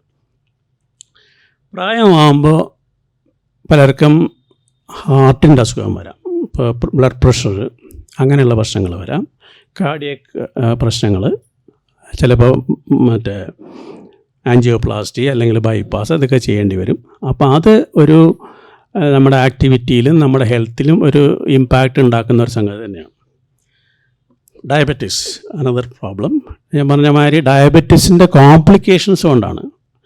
Untreated or Parly treated diabetes കാരണം ന്യൂറോപ്പതി, റെറ്റിനോപ്പതി, കാഴ്ച സംബന്ധമായ പ്രശ്നങ്ങൾ, ന്യൂറോപ്പതി, ഇങ്ങനെയുള്ള പല പ്രശ്നങ്ങളും ഉണ്ടാവാം. അപ്പോൾ ഇതെല്ലാം നമ്മളെ ആരോഗ്യത്തിനെ അഫക്റ്റ് ചെയ്യുന്നതാണ്. പിന്നെ ആർത്രൈറ്റിസ്, ജോയിൻസിന് വരുന്ന തേയ്മാനം, വെയർ ആൻഡ് ടയർ ആർത്രൈറ്റിസ്, അത് പ്രത്യേകിച്ച് നമ്മളെ താങ്ങി നിർത്തുന്ന അസ്ഥികൾ, അതായത് ഹിപ്പ് ആൻഡ് നീ, നീയിലും ഹിപ്പിലും ഉള്ള തേയ്മാനം കൊണ്ട് അത് നമ്മളുടെ മൊബിലിറ്റി ഒരു പരിധി വരെ എന്താ പറയുക അഫക്റ്റ് ചെയ്യും. അപ്പോൾ അതും ഒരു ആരോഗ്യ പ്രശ്നം തന്നെയാണ്. കാരണം നമുക്ക് വിചാരിച്ച മാതിരി എക്സസൈസ് ചെയ്യാനോ നമുക്ക് മൂവ് ചെയ്യാനോ അത് സമ്മതിക്കുന്നില്ല, വേദന കാരണം. പിന്നുള്ളത് ഓസ്റ്റിയോപൊറോസിസ്, അതായത് ബോണിൻ്റെ ബലക്ഷയം. ബോണിൻ്റെ ബലക്ഷയം എന്ന് പറയുന്നത്, ബോൺ എന്ന് പറയുന്ന പലർക്കും ഒരു ഹോളോ സോളിഡ് ട്യൂബായിട്ട് അതിനകത്ത് കുറേ മാരോ ഉണ്ടെന്നുള്ളത് പലരും ധാരണ അങ്ങനെയാണ്. പക്ഷേ bone is one of the most dynamic tissues in the body which is responsible for your haemopoietic system. നിങ്ങളുടെ മാരോ, നിങ്ങളുടെ രക്തത്തിലുള്ള കോശങ്ങൾ, അണുക്കൾ, ഇതെല്ലാം മാരോ എന്നാണ് വരുന്നത്. അതൊരു ഡൈനാമിക് പ്രോസസ്സാണ് അവിടെ നടക്കുന്നത്. അതേമാതിരി കാൽഷ്യം, അങ്ങനെയുള്ള മിനറൽ മെറ്റബോളിസം, ഇത് നടക്കുന്ന ബോണിലാണ്. അപ്പോൾ ബോണിൽ നിന്ന് കാൽഷ്യം എടുക്കുന്നു, അതേ ബോണിലേക്ക് കാൽഷ്യം ഡെപ്പോസിഷൻ നടക്കുന്നു. അപ്പോൾ ഇങ്ങനെയുള്ള ഒരു ഡൈനാമിക് പ്രോസസ്സാണ്. ആ ബോണിൻ്റെ സ്ട്രെങ്ത്ത് എന്ന് പറയുന്നത് ഞാനത് ഉപമിക്കുക ഒരു കോൺക്രീറ്റിനോടാണ് ഉപയോഗിക്കുക. അതായത് നമ്മൾ കോൺക്രീറ്റ് ഇടുമ്പോൾ ആദ്യം നമ്മൾ പ്രിപ്പയർ ചെയ്യുമ്പോൾ നമുക്ക് കാണാം സിമൻറ്റ് വെള്ളം ഒഴിച്ചിട്ട് സിമൻറ്റ് ഉണ്ടാക്കും കുഴച്ചിട്ട്. അതിൻ്റെ ഈക്വലൻ്റാണ് ബോണിലെ പ്രോട്ടീൻ മാത്രകളോട് കൂടിയിട്ടുള്ള ബോൺ മാട്രിക്സ് എന്ന് പറയുന്നത്. പിന്നെ അതിൽ മെറ്റൽ ഇത് ഇടും. അതാണ് അതിൽ വരുന്ന മിനറൽ കണ്ടൻറ്റ്. നമ്മുടെ ബോണിലെ കാൽഷ്യം ഡെപ്പോസിഷൻ അതവിടെയാണ്. പിന്നെ ഇത് മുകളിൽ ബീമായിട്ട് വാർക്കുമ്പോൾ അതിൻ്റെ കൂടെ നമ്മൾ കമ്പികൾ ഇടും. ആ കമ്പികളാണ് കൊളാജൻ ഫൈബേഴ്സ്. അപ്പോൾ ഇങ്ങനെയുള്ള ഒരു ബോണി സ്ട്രക്ചറിന്, അതിൻ്റെ സ്ട്രെങ്ത്തിന് പ്രധാനമായിട്ട് വേണ്ടത് അതിൻ്റെ ബോൺ മാട്രിക്സ് വേണം, പിന്നെ മിനറൽ കണ്ടൻറ്റും വേണം. അപ്പോൾ ഇത് ത്രൂ ഔട്ട് യുവർ ലൈഫ് ഈ ബോൺ അണ്ടർഗോസ് ചേഞ്ചസ്. അതായത് നമ്മൾ ഒരു യുവത്വത്തിൽ, അതായത് 10-25-30 വയസ്സാകുമ്പോഴാണ് നമ്മുടെ പീക്ക് ബോൺ മാസ് എന്ന് വരുന്നത്. അപ്പോഴാണ് ഏറ്റവും കൂടുതൽ ബോൺ ഫോർമേഷൻ ഉണ്ടാകും. There is always a balance between bone formation and bone resorption in the human body. അപ്പോൾ ചെറുപ്പത്തിൽ കൂടുതലും ഫോർമേഷനാണ്, റിസോർപ്ഷൻ വളരെ കുറവാണ്. പക്ഷേ ഇങ്ങോട്ടെത്തുമ്പോൾ, വാർദ്ധക്യത്തിലെത്തുമ്പോൾ ബോൺ ഫോർമേഷൻ പ്രാക്ടിക്കലി നില്ലാണ്. അതേസമയത്ത് റിസോർപ്ഷൻ ഇങ്ങനെ നടന്നുകൊണ്ടിരിക്കും. അപ്പോൾ ഈ നാച്ചുറലി ഇതിൻ്റെ എന്താ പറയുക, സ്ട്രെങ്ത്ത് അല്ലെങ്കിൽ ബലം കുറയും, വീഴുമ്പോൾ ഫ്രാക്ചർ ചെയ്യുകയും ചെയ്യും. അപ്പോൾ ഇതിനെയാണ് ഓസ്റ്റിയോപൊറോസിസ് എന്ന് പറയുന്നത്. അപ്പോൾ ഇത് ഒരു പരിധി വരെ നമുക്ക് നമ്മുടെ ഡയറ്റ് കൊണ്ടും ചില മരുന്നുകൾ കൊണ്ടും പ്രധാനമായിട്ട് എക്സസൈസ് കൊണ്ടും കൺട്രോൾ ചെയ്യാവുന്ന ഒരു സംഗതിയാണ് ഈ ഓസ്റ്റിയോപൊറോസിസ് എന്നുള്ളത്. അപ്പോൾ അതും നമ്മുടെ ആരോഗ്യത്തിനെ ബാധിക്കുന്നൊരു പ്രശ്നമാണ്. പിന്നെ ചെറുപ്പത്തിലെ എന്താ പറയുക, ബാഡ് ഹാബിറ്റ്സ് കൊണ്ട് വരുന്ന റെസ്പിറേറ്ററി പ്രോബ്ലംസ്. ഇപ്പോൾ ക്രോണിക് സ്മോക്കേഴ്സ് കൊണ്ടുവരുന്ന റെസ്പിറേറ്ററി അല്ലെങ്കിൽ ശ്വാസകോശ സംബന്ധമായ രോഗങ്ങൾ, like chronic obstructive respiratory disease, അത് വരാം. ആസ്മ, ശ്വാസം മുട്ടൽ. അപ്പോൾ എൻ്റെ കൂടെ പഠിച്ച, അന്നൊക്കെ മെഡിക്കൽ കോളേജിൽ ഞങ്ങൾ പഠിക്കുമ്പോൾ ഈ സ്മോക്കിംഗ് ചെയ്യാന്ന് പറഞ്ഞാൽ അതൊരു വലിയൊരു സ്റ്റൈലായിട്ടാണ് വെച്ചത്, ഒരു മാച്ച് ഇമേജാണ്. അപ്പോൾ ഞങ്ങളെ പഠിപ്പിച്ചിരുന്ന സാറന്മാർ പോലും ലങ് ക്യാൻസറിനെ പറ്റി ആയിരിക്കും ക്ലാസ് എടുക്കുന്നത്, പക്ഷേ അവർ സിഗരറ്റ് വലിച്ചിട്ടാണ് ക്ലാസ് പറയാം. അപ്പോൾ പേഷ്യൻ്റെ ബെഡ് സൈഡ് ക്ലിനിക്കിൽ നിന്ന് ക്ലാസ് എടുക്കുമ്പോൾ സിഗരറ്റ് വലിച്ച് നിന്ന് ആ പേഷ്യൻ്റെ ബെഡിൻ്റെ അടുത്ത് നിന്ന് സിഗരറ്റ് വലിച്ച് അതിനെപ്പറ്റി ക്ലാസ് എടുക്കുന്ന അധ്യാപകർ എന്നെ പഠിപ്പിച്ചിട്ടുണ്ട്. അപ്പോൾ അങ്ങനെ കണ്ട്, അപ്പോൾ സാറ് വലിക്കുമ്പോൾ നമുക്കും വലിച്ചുകൂടെ എന്നുള്ളൊരു ഫീലിങ്ങിൽ മിക്കവാറും എല്ലാ മെഡിക്കൽ സ്റ്റുഡൻസും അന്ന് ഒരു സ്റ്റൈലായിട്ട് സിഗരറ്റ് വലിച്ചിട്ട് ഞാനും വലിച്ചിട്ടുണ്ട്, ഇല്ല എന്ന് പറയുന്നില്ല. അപ്പോൾ ഇങ്ങനെയുള്ള ഒരു സിറ്റുവേഷനിൽ അത് പ്രായമാകുമ്പോൾ പല പ്രശ്നങ്ങൾക്കും വഴിയുണ്ടാകും. അപ്പോൾ ഇതെല്ലാം നമ്മുടെ ആരോഗ്യത്തിന് ഒരു വിപരീതമായിട്ട് ബാധിക്കുന്ന സംഗതികളാണ്. പ്രധാനമായിട്ട് വേറൊരു പ്രശ്നം നമുക്ക് വരുന്നത് കോഗ്നിറ്റീവ് ആൻഡ് മെൻ്റൽ ഹെൽത്ത് ഇഷ്യൂസാണ്. അത് നമുക്ക് നടക്കാനോ അല്ലെങ്കിൽ അതിനുള്ള പ്രശ്നങ്ങൾ, പ്രധാനമായിട്ടും മെൻ്റൽ പ്രോബ്ലംസ്, സൈക്കിക്കായിട്ടുള്ള പ്രോബ്ലംസ്. അതിൻ്റെ ഒരു പ്രധാന പ്രശ്നം ഡിപ്രഷനാണ്. പ്രായമാകുമ്പോൾ വരുന്ന ഡിപ്രഷൻ. അതിന് പല കാരണങ്ങളുണ്ട്. പ്രധാന കാരണം ലോൺലിനെസ്സാണ്. ലോൺലിനെസ്, ഇപ്പോൾ കുട്ടികൾ 2-3 കുട്ടികളുണ്ടാവും. ഒരാൾ അമേരിക്കയിലായിരിക്കും, ഒരാൾ ഓസ്ട്രേലിയയിലായിരിക്കും, വേറൊരാൾ ദുബായിലായിരിക്കും. ആരുമില്ല, ഭാര്യയും ഭർത്താവും മാത്രമേ ഉള്ളൂ വീട്ടിൽ. അതിൽ അവർക്ക് അപ്പോഴൊരു ലോൺലിനെസ് ഉണ്ട്, ഒരു എംപ്റ്റിനെസ് സിൻഡ്രോം എന്നൊക്കെ പറയുന്ന മാതിരി അതൊരു ഉണ്ട്. അതിലൊരാൾ പോവുകയും കൂടി ചെയ്താൽ അതോടുകൂടി പ്രശ്നമായി.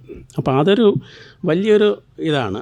ഇതിനൊക്കെ പുറമെ ഈ ഡിമെൻഷ്യ അല്ലെങ്കിൽ മറവി രോഗം, അൽഷൈമേഴ്സ്, ഇതുകൂടി ആകുമ്പോൾ അതൊരു വല്ലാത്തൊരു ദുരന്തമാണെന്ന് ഞാൻ പറയുള്ളൂ. കാരണം നമ്മളല്ലാതായി മാറുകയാണ്. ഇതിൻ്റെ എത്രത്തോളം ഭീകരമാണ് അവസ്ഥ എന്നുള്ളത് 2 സിനിമകളെ പറ്റി ഞാനിപ്പോൾ ഇവിടെ സൂചിപ്പിക്കാം. ഒന്ന് സ്റ്റിൽ ആലീസ് എന്ന് പറഞ്ഞ സിനിമയുണ്ട്. സ്റ്റിൽ ആലീസ് എന്ന് പറയുന്നത് ഒരു പേര് ഞാൻ ഓർക്കുന്നില്ല ഇപ്പോൾ, അവരുടെ നോവലാണ്.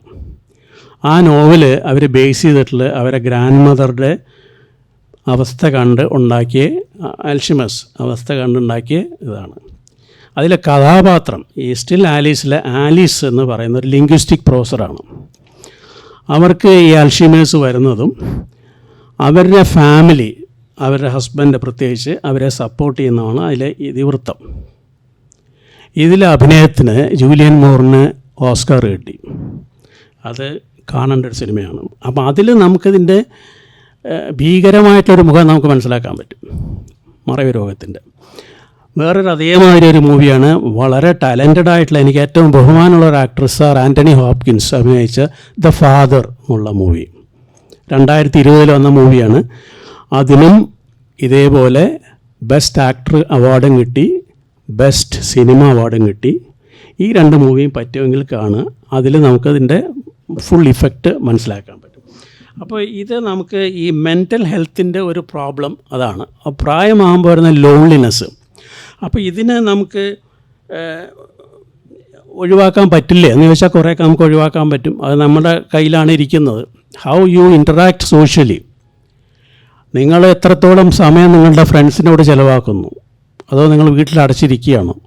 അപ്പോൾ ഇതെല്ലാം അതിൽ ആ social interaction is very important for your proper mental health. അതും ഉണ്ട്. പിന്നെ വേറൊരു പ്രോബ്ലം നമുക്ക് വരാവുന്നത് സെൻസറി പ്രോബ്ലംസാണ്. ഈ പറഞ്ഞ മാതിരി കാഴ്ചക്കുറവ് വരിക പല കാരണങ്ങളും കൊണ്ടുവരാം. അപ്പോൾ ഡയബറ്റീസിൻ്റെ കോംപ്ലിക്കേഷനായ ഡയബറ്റിക് റെറ്റിനോപ്പതി കൊണ്ടുവരാം, മാക്കുലർ ഡീജനറേഷൻ എന്നൊരു കണ്ടീഷനുണ്ട്, പിന്നെ ഗ്ലോക്കോമ, ഇങ്ങനെ പല കണ്ടീഷൻസ് കൊണ്ടും പ്രോഗ്രസീവ് ലോസ് ഓഫ് വിഷൻ അതൊരു ഡിപ്രസിങ് ഇതുകൂടിയാണ്. നമ്മൾ വേണ്ടമാതിരി നമുക്ക് സിനിമ കാണാൻ പറ്റുന്നില്ല, TV പോലും കാണാൻ പറ്റില്ല, പേപ്പർ വായിക്കാൻ പറ്റുന്നില്ല. പിന്നെ ഒരു പ്രായം കഴിഞ്ഞാൽ മിക്കവർക്കൊരു ന്യൂറൽ ഡെഫ്നെസ് വരും. അപ്പോൾ ഒരു കോൺവെർസേഷനിൽ എൻഗേജ് ചെയ്യാൻ പറ്റുന്നില്ല, ഹിയറിംഗ് ലോസ്. ഇതെല്ലാം ഓൾഡ് ഏജിൽ വരുന്നൊരു പ്രോബ്ലമാണ്. അപ്പോൾ ഇതിനൊക്കെ നമ്മൾ ഓവർകം ചെയ്യേണ്ട ഒരു ആവശ്യമുണ്ട് എന്നുള്ളതാണ് അതിൽ വരുന്നത്. പിന്നെ വരുന്നത് മൊബിലിറ്റി ഇഷ്യൂ ആണ്. നടക്കാനുള്ള ബുദ്ധിമുട്ട് പല കാരണങ്ങളും ഉണ്ട്. ഒന്ന് പ്രധാന കാരണം മസിൽ വീക്ക്നെസ്. മസില് നമ്മുടെ ശരീരത്തിലെ മസിലുകളാണ് നമ്മളെ താങ്ങി നിർത്തുന്നതും നമ്മുടെ ജോയിൻറ്റ്സ് പ്രവർത്തിപ്പിക്കുന്നതും ചലിപ്പിക്കുന്നതും ഈ മസിൽസ് ആണ്. അപ്പോൾ എല്ലാ ടിഷ്യൂസും മാതിരി മസിലും ക്ഷയിച്ചേ പറ്റൂ, അത് ക്ഷയിക്കുകയും ചെയ്യും. അപ്പോൾ ആ മസിൽ മാസ് കുറയുമ്പോൾ മസിൽ പവർ പോകുന്നു. ആ മസിൽ പവർ പോകുമ്പോൾ നിങ്ങളുടെ എന്താ പറയുക ജോയിൻസിനെ താങ്ങി നിർത്താനുള്ള കഴിവ് നഷ്ടപ്പെടുന്നു, നിങ്ങളുടെ ബാലൻസ് തെറ്റുന്നു, വീഴുന്നു. ഇതൊക്കെ മൊബിലിറ്റി ഇഷ്യൂസിൽ വരുന്നതാണ്. അപ്പോൾ ഈ പലരും ആ വീഴ്ചയിൽ വരുന്ന ഫ്രാക്ചറോട് കൂടി അവരുടെ ജീവിത എന്താ പറയുക ക്വാളിറ്റി ഓഫ് ലൈഫ് ഡ്രാസ്റ്റിക്കായിട്ട് മാറുന്നുണ്ട്. ഒന്നാമത് ഡിപ്രഷനാവും, അങ്ങനെ പല പ്രശ്നങ്ങളും വരും. പിന്നെ ഉള്ളത് സ്ലീപ്പ് പ്രോബ്ലംസാണ്. അത് പലർക്കും ഈ പ്രായത്തിൽ വരുന്നതാണ്. ഒന്ന് നമ്മുടെ പുരുഷന്മാരാണെങ്കിൽ പ്രോസ്റ്റേറ്റിൻ്റെ വീക്കം കൊണ്ടുള്ള പ്രശ്നങ്ങളുള്ളവർക്ക് രാത്രി പലതവണ മൂത്രമൊഴിക്കാൻ പോകേണ്ടി വരും, ടോയ്ലറ്റിൽ പോകേണ്ടി വരും. 2 മണിക്കൂർ കഴിയുമ്പോൾ ഉണരും, ടോയ്ലറ്റിൽ പോകും വരും, പിന്നെ ഉറങ്ങണമെങ്കിൽ 1/2 മണിക്കൂർ കഴിയും, 2 മണിക്കൂർ കഴിയുമ്പോൾ പിന്നെ ആദ്യം പോകേണ്ടി വരും. ഇങ്ങനെ വരുമ്പോൾ നമ്മുടെ സ്ലീപ്പ് ഡിസ്റ്റർബ്ഡ് ആവുകയാണ്. അത് പല ഹെൽത്ത് പ്രോബ്ലംസും ഉണ്ടാക്കും, പോരാത്തതിന് ഡിപ്രഷൻ ഉണ്ടാക്കും. അപ്പോൾ ഇങ്ങനെയുള്ള സ്ലീപ്പ് പ്രോബ്ലംസ് അത് എങ്ങനെ ഓവർകം ചെയ്യാം എന്നുള്ള കൂടി നമ്മൾ ആലോചിക്കണം. പിന്നെ സ്ത്രീകൾക്കാണെങ്കിൽ ഇൻകോൺട്രൻസ് അതൊരു പ്രശ്നമാണ്, യൂറിനറി ഇൻകോൺട്രൻസ്. അപ്പോൾ ഇതൊക്കെ പ്രോബ്ലംസാണ്. പക്ഷേ ഇതെങ്ങനെ ഓവർകം ചെയ്യും എന്നുള്ളതാണ് നമുക്കിപ്പോൾ പ്രശ്നം. അപ്പോൾ ഇതിൽ പ്രധാനമായിട്ടുള്ളത് നമ്മുടെ ആഹാരക്രമം തന്നെയാണ്. അതായത് നമ്മൾ ഒരു ബാലൻസ്ഡ് ഡയറ്റ്, എന്താണ് ഈ ബാലൻസ്ഡ് ഡയറ്റ് എന്നുള്ളത് ഒരു നിർവചനം ആവശ്യമാണ് അതിന്. ഇപ്പം ഞാൻ നേരത്തെ പറഞ്ഞ പോലെ നമ്മൾ കൂടുതലും കാർബോഹൈഡ്രേറ്റ് കഴിക്കുന്ന ആൾക്കാരാണ്. പക്ഷേ നമ്മളുടെ ബിൽഡിംഗ് ബ്ലോക്സ്, നമ്മുടെ ശരീരത്തിൻ്റെ ബിൽഡിംഗ് ബ്ലോക്സ് മുഴുവൻ പ്രോട്ടീനാണ്. അപ്പോൾ ഇതാണ് നമ്മൾ കൂടുതൽ കഴിക്കേണ്ടത്. പ്രത്യേകിച്ച് പ്രായമാവുന്നവർ കൂടുതൽ കഴിക്കേണ്ട പ്രോട്ടീൻസാണ്. അപ്പോൾ എത്ര പ്രോട്ടീൻസ് കഴിക്കണം എന്ന് ചോദിച്ചാൽ നമ്മൾ ആവറേജ് പറയുകയാണെങ്കിൽ ഒരു 1 to 1.2 grams per kilogram wait. അപ്പോൾ നിങ്ങളൊരു 60 കിലോഗ്രാം വെയിറ്റ് ഉള്ള ഒരാളാണെങ്കിൽ 60 മുതൽ 65 അല്ലെങ്കിൽ 66 ഗ്രാം പ്രോട്ടീൻ ഒരു ദിവസം കഴിക്കേണ്ടതാണ്. ഇതിൽ പ്രശ്നം എന്ന് വെച്ചാൽ പലരും പ്രായമാകുമ്പോൾ വെജിറ്റേറിയൻസായി മാറും. അപ്പോൾ നമുക്ക് ഏറ്റവും കൂടുതൽ പ്രോട്ടീൻ ക്ലാസ് 1 പ്രോട്ടീൻ എന്ന് പറയുന്ന ആനിമൽ പ്രോട്ടീൻസാണ്. അപ്പോൾ മറ്റേ ചിക്കൻ അല്ലെങ്കിൽ ഫിഷ്, മട്ടൺ അങ്ങനെയുള്ള പല ആനിമൽ പ്രോട്ടീൻസും പലരും കഴിക്കാതാവും പ്രായമാകുമ്പോൾ. അപ്പോൾ അങ്ങനെ വരുമ്പോൾ അവർക്ക് ഓൾട്ടർനേറ്റീവായിട്ടുള്ളത് നമ്മുടെ പൾസസ്, അതായത് പയറ് വർഗ്ഗം അല്ലെങ്കിൽ പരിപ്പ് വർഗ്ഗം അല്ലെങ്കിൽ മിൽക്ക് പ്രോഡക്ട്സ്, ഇതെന്നൊക്കെയാണ് അവർക്ക് കിട്ടാവുന്ന പ്രോട്ടീൻസ്. അപ്പോൾ പ്രോട്ടീൻ ഇൻടേക്ക് ഇല്ലാതെ വരുമ്പോൾ അത് നമ്മുടെ പേശികളെ ബാധിക്കും, ശരീരത്തിൻ്റെ പുഷ്ടിയെ ബാധിക്കും, ബോണിനെ ബാധിക്കും, എല്ലാത്തിനെയും ബാധിക്കും അത്. അപ്പോൾ ഈ ഡയറ്റിൽ ഒരു പെർസെൻറ്റേജ് പ്രോട്ടീൻ, ആവശ്യത്തിനുള്ള പ്രോട്ടീനും ബാക്കിയുള്ള ന്യൂട്രിയൻസും, അതായത് നമ്മളിപ്പോൾ പറയുകയാണെങ്കിൽ മറ്റേ എന്താ പറയുക, വെജിറ്റബിൾസ്, ഫ്രൂട്ട്സ്, അങ്ങനെയുള്ള ഇത്. കാർബോഹൈഡ്രേറ്റ് വേണ്ടെന്നല്ല, ആവശ്യത്തിലധികം ആവശ്യമില്ല, അത് കുറയ്ക്കണം എന്നുള്ളതാണ് ഒരു ഇത്. അപ്പോൾ അത് ഒരു പ്രോപ്പർ ബാലൻസ്ഡ് ഡയറ്റ്. പിന്നെ ഫിസിക്കൽ ആക്ടിവിറ്റി. ഇപ്പോൾ ശരീരത്തിലൊരു നിയമമുണ്ട്, യൂസ് ചെയ്യാത്തതെന്തും അത് നശിച്ചു പോവും. അപ്പോൾ നിങ്ങളുടെ മസിലുകൾ പ്രവർത്തിപ്പിക്കാതിരുന്നാൽ മസിൽ വേസ്റ്റ് ചെയ്യും, അത് ക്ഷയിച്ചു പോവും. ഇപ്പോൾ പലർക്കും ഫ്രാക്ചറായിട്ട് പ്ലാസ്റ്റർ ഇട്ടിട്ട് 3 മാസമൊക്കെ, അധികം കാണാറില്ല അത്, മുമ്പൊക്കെ 3 മാസമൊക്കെ കഴിഞ്ഞ് പ്ലാസ്റ്റർ അഴിക്കുമ്പോൾ അവർ തന്നെ നോക്കുമ്പോൾ കാല് കാണാൻ ഈർക്കിലിമാരെ ഉണ്ടാവും. ആ മസിലൊന്നും പ്രവർത്തിച്ചിട്ടില്ല, 3 മാസമായിട്ട് അതിന് പ്ലാസ്റ്ററിനകത്താണ്. അപ്പോൾ അതിന് ബോഡി എന്തിനാണ് അതിന് വെറുതെ ന്യൂട്രീഷൻ കൊടുക്കുന്നത്? അപ്പോൾ അതങ്ങ് നശിക്കുകയാണ്. അപ്പോൾ അങ്ങനെയുള്ള ഈ ഡിസ്യൂസ് വരാതിരിക്കാൻ വേണ്ടി റിമെയിൻ ആക്റ്റീവ്. അപ്പോൾ എന്ത് എക്സസൈസാണ് അല്ലെങ്കിൽ എന്ത് ആക്ടിവിറ്റീസാണ് ഈ പ്രായത്തിലുള്ള ആൾക്കാർ ചെയ്യേണ്ടത് എന്ന് ചോദിച്ചാൽ, പ്രായമായിട്ടുള്ള ആൾക്കാർക്ക് definitely walking or brisk walking is A very safe exercise. Jogging അല്ല, റണ്ണിങ് അല്ല പറയുന്നത്. ആരുടെയും പെർമിഷൻ ഇല്ലാതെ നടക്കാം, സുഖമായിട്ട് 20 മിനിറ്റ് 30 മിനിറ്റ് നടക്കാം. അങ്ങനെ ഡെയിലി നിങ്ങളൊരു ബ്രിസ്ക് വാക്കിംഗ് 30 മിനിറ്റ്സ് ചെയ്യുകയാണെങ്കിൽ, അങ്ങനെ 5 ദിവസം ആഴ്ചയിൽ ചെയ്യുകയാണെങ്കിൽ അതൊരു നല്ല ഒരു തുടക്കം ആണ്, നല്ലൊരു എക്സസൈസാണ്. സ്വിം ചെയ്യാൻ പറ്റുമെങ്കിൽ, ഇപ്പോൾ എവിടെ സ്വിം ചെയ്യുക, വല്ല ക്ലബിലോ ഹോട്ടലിലോ അല്ലാതെ പുഴയും കുളമൊന്നും ഇപ്പോൾ കാണാറില്ല അങ്ങനെ. അപ്പോൾ അങ്ങനെ സ്വിം ചെയ്യാൻ പറ്റുമെങ്കിൽ that's A very good exercise. അതൊക്കെ ഒരു എയറോബിക് എക്സസൈസായിട്ട് നമുക്ക് കണക്കാക്കാം. അപ്പോൾ അത് വളരെ ഇമ്പോർട്ടൻ്റ് ആണ്. പിന്നെ റുട്ടീൻ മെഡിക്കൽ ചെക്കപ്പ്, അതിപ്പോൾ പലർക്കും പല രോഗങ്ങളുണ്ടാവും.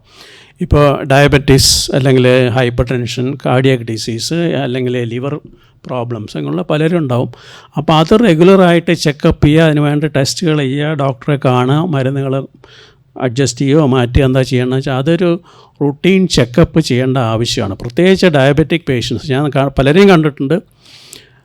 എന്നാൽ അവസാനം ഡോക്ടറെ അതിപ്പോൾ 1 കൊല്ലമായി എന്ന് പറയും, 1 കൊല്ലമായിട്ടൊന്നും ചെയ്തിട്ടില്ല. അപ്പോൾ ഡോക്ടർ മരുന്ന് തന്നു, ഷുഗർ നോർമലാണ് എന്ന് പ്രസ്യൂം ചെയ്യാണ്. അപ്പോൾ അതൊരു ആ സുഖഘടനയെപ്പറ്റി പൂർണ്ണമായ അറിവില്ലാത്തതിൻ്റെ ഒരു പ്രശ്നമാണത്. അപ്പോൾ proper medical checkup is very important. പിന്നെ റിമെയിൻ സോഷ്യലി ആക്റ്റീവ്. ഈ ഡിപ്രഷനും ലാക്ക് ഓഫ് എനർജിയും എല്ലാം മാറാൻ ഒരു നല്ലൊരു സുഹൃത്ത് വലയം സൃഷ്ടിക്കുക. ചെറുപ്പത്തിലുണ്ടാക്കിയ സുഹൃത്തുക്കളെല്ലാം പോയി കാണുക, അവരെ മീറ്റ് ചെയ്യുക, അവരുമായിട്ട് ഇൻട്രാക്ട് ചെയ്യുക. പണ്ടൊക്കെ അമ്പലത്തിന് മുമ്പിൽ ആൽത്തറയായിരുന്നു പ്രധാന ഒരു കേന്ദ്രം. അവിടെ വയസ്സന്മാരൊക്കെ കയറിയിരിക്കുക, അല്ലെങ്കിൽ റോഡ് സൈഡിലുള്ള കലുങ്കുകളിൽ അവരിയ്ക്കും. അവിടെ ഇരുന്ന് അവർ വർത്തമാനമൊക്കെ പറയും, പഴയ കാര്യങ്ങളൊക്കെ പറയും. അപ്പോൾ അങ്ങനെ ഒരു സോഷ്യൽ ഇൻട്രാക്ഷൻ നമുക്ക് വളരെ ആവശ്യമാണ്. കാരണം man is A social animal. അപ്പോൾ നമുക്കൊരു ആ സോഷ്യൽ ഇൻട്രാക്ഷൻ ഇല്ലാതെ ജീവിതം പ്രോപ്പറായിട്ട് മുമ്പോട്ട് കൊണ്ടുപോകാൻ പറ്റില്ല. അത് വളരെ ഇമ്പോർട്ടൻ്റ് ആണ്. പിന്നെ മെൻ്റൽ സ്റ്റിമുലേഷൻ, ഈ ബ്രെയിനും അട്രോഫി ചെയ്യും. അപ്പോൾ അതിന് കുറച്ചൊരു എക്സസൈസ് കൊടുക്കണം. അപ്പോൾ എന്തെങ്കിലും പസിൽസ് അങ്ങനെയുള്ള കാര്യങ്ങൾ ചെയ്യുക, അല്ലെങ്കിൽ വായിക്കുക. പലതിനെപ്പറ്റിയും അറിയാത്ത കാര്യങ്ങളെ അറിവ് സമ്പാദിക്കാൻ നോക്കുക. ഇപ്പോൾ ഞാൻ പറഞ്ഞില്ല, വളരെ എളുപ്പമാണ്. അറിയാത്ത കാര്യങ്ങളെപ്പറ്റി നമുക്ക് കണ്ടുപിടിക്കാൻ പറ്റും. ഇപ്പം എനിക്ക് ഒരു സംശയം തോന്നി, ഈ റൺവേയിൽ കൂടി ഓടിക്കൊണ്ടിരിക്കുന്ന പ്ലെയിൻ എങ്ങനെയാണ് സഡനായിട്ട് പൊങ്ങുന്നത് ഇത്രയും വെയിറ്റും വെച്ചിട്ട്? അപ്പോൾ അതിന് ഉത്തരം ആരോടും ചോദിക്കേണ്ട ആവശ്യം ഉണ്ടായിരുന്നില്ല എനിക്ക്. അത് കണ്ടുപിടിച്ചു ഞാൻ, അത് അവൈലബിൾ ആണ്. അപ്പോൾ ഇതുമാതിരി നമുക്ക് തന്നെ നമ്മുടെ ബ്രെയിനിനെ സ്റ്റിമുലേറ്റ് ചെയ്യാം, അറിയാത്ത കാര്യങ്ങൾ അറിയാൻ നോക്കുക. അപ്പോൾ അതുമാതിരി ഏത് ടോപ്പിക്കായാലും അപ്പോൾ അങ്ങനെ ഒരു സ്റ്റിമുലേഷൻ കൊടുക്കുമ്പോൾ അതും നമ്മൾ it makes you remain active and sane. അതാണ് ഞാൻ പറയാം. പിന്നെ റിലാക്സേഷൻ.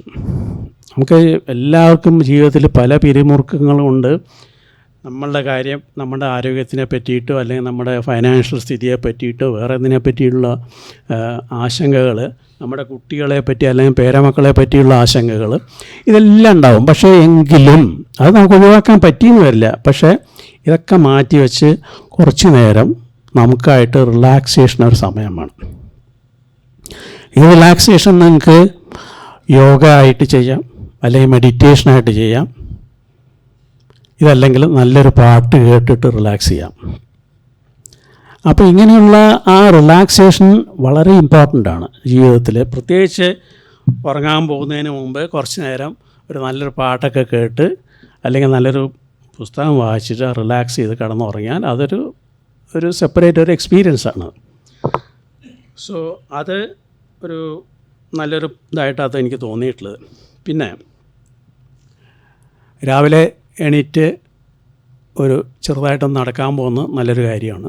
അപ്പോൾ ആ സമയത്ത് സൂര്യവെളിച്ചവും നല്ലതാണ്. ഇന്നത്തെ ചൂടിൽ ഞാൻ ഇപ്പോൾ പറയില്ല, കുറച്ച് നേരത്തെ എണീറ്റ് നടന്നാൽ അത് നല്ല കാര്യം തന്നെയാണ്. പിന്നെ നമുക്ക് ബ്രേക്ക്ഫാസ്റ്റ്, അത് നല്ലൊരു ബ്രേക്ക്ഫാസ്റ്റ് ആയിരിക്കണം എന്നാണ് ജനറലായിട്ടുള്ള ഒരു അഭിപ്രായം. കാരണം A good breakfast is A kick starter for your metabolism. അത് നല്ലൊരു ബ്രേക്ക്ഫാസ്റ്റ് ഒരു ബാലൻസ്ഡ് ആയിട്ട് കഴിക്കുക. അതിലും പ്രോട്ടീൻസ് ഇഷ്ടംമാതിരി വേണം, ആവശ്യത്തിന് വേണം. അപ്പോൾ പലരും ചോദിക്കും എന്ത് പ്രോട്ടീനാണ്? മുട്ട കഴിക്കുന്നവർ കഴിക്കാൻ 6 ഗ്രാം പ്രോട്ടീൻ അതിൽ നിന്ന് തന്നെ കിട്ടും. അല്ലെങ്കിൽ പ്രോട്ടീൻ സപ്ലിമെൻറ്റ്സ് ഉണ്ട്, അങ്ങനെയുള്ള കഴിക്കാം. നമ്മുടെ traditional breakfast items like idli അല്ലെങ്കിൽ പുട്ട്, കടല, ഇതൊരു കോമ്പിനേഷനാണ്. അതിൽ കാർബോഹൈഡ്രേറ്റും ഉണ്ട്, പ്രോട്ടീനും ഉണ്ട്. സോ അങ്ങനെയുള്ള ഭക്ഷണം കഴിക്കുക. പിന്നെ ഇടയ്ക്ക് കുറച്ച് നേരം ഒരു 10-11 മണിയൊക്കെ ആകുമ്പോൾ നമുക്ക് പല ആവശ്യങ്ങളുണ്ടാകും. വെളിയിൽ പോകേണ്ടി വരും, ഇപ്പോൾ ബാങ്കിൽ പോകേണ്ടി വരും, അല്ലെങ്കിൽ വേറെങ്കിലും ഓഫീസിൽ പോകേണ്ടി വരും.